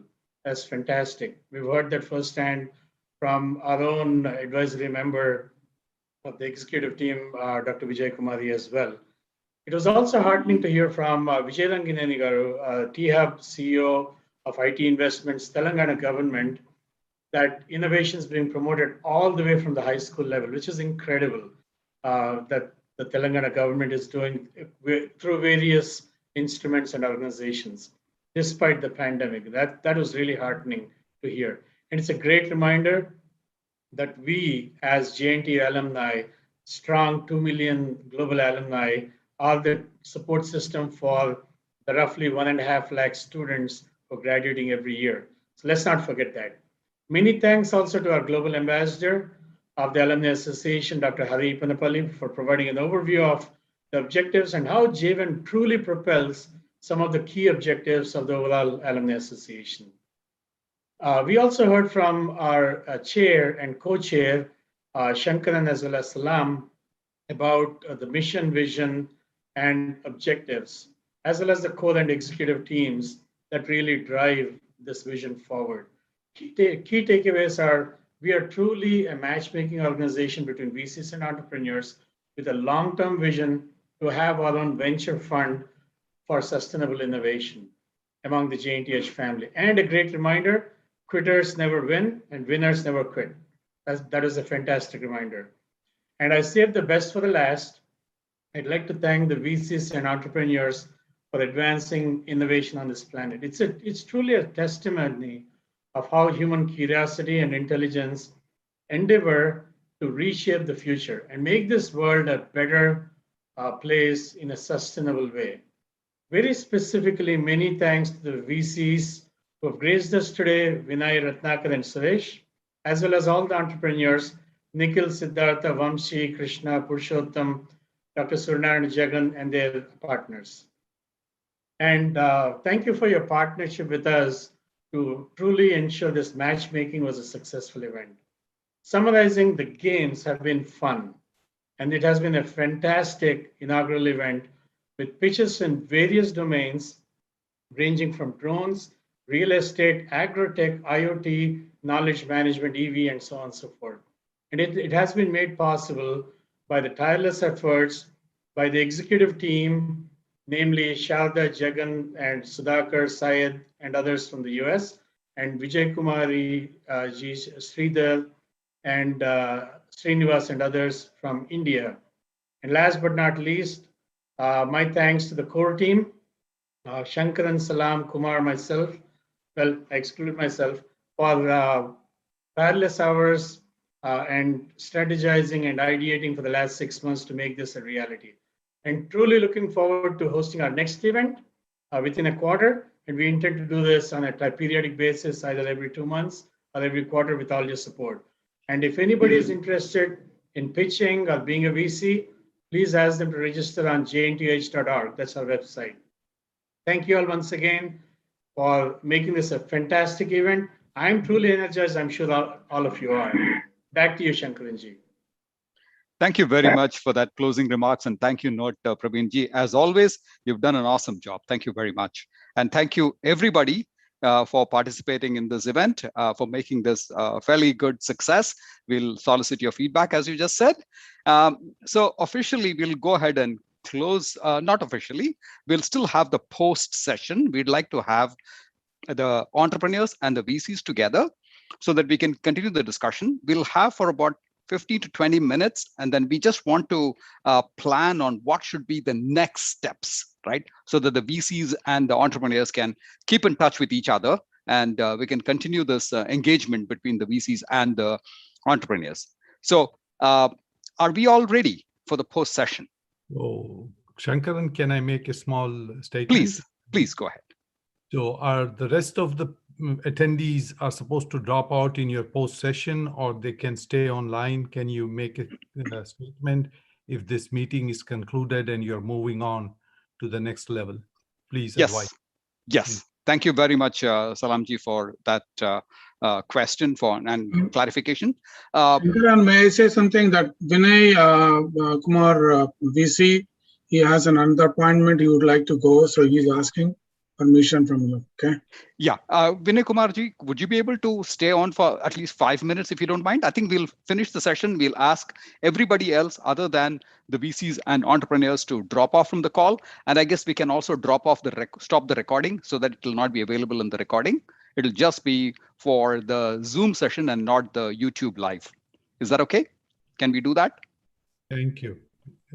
Yeah, so just want to conclude, it's all great things. So I'm going to be stopping the YouTube. So it's the first JVEN.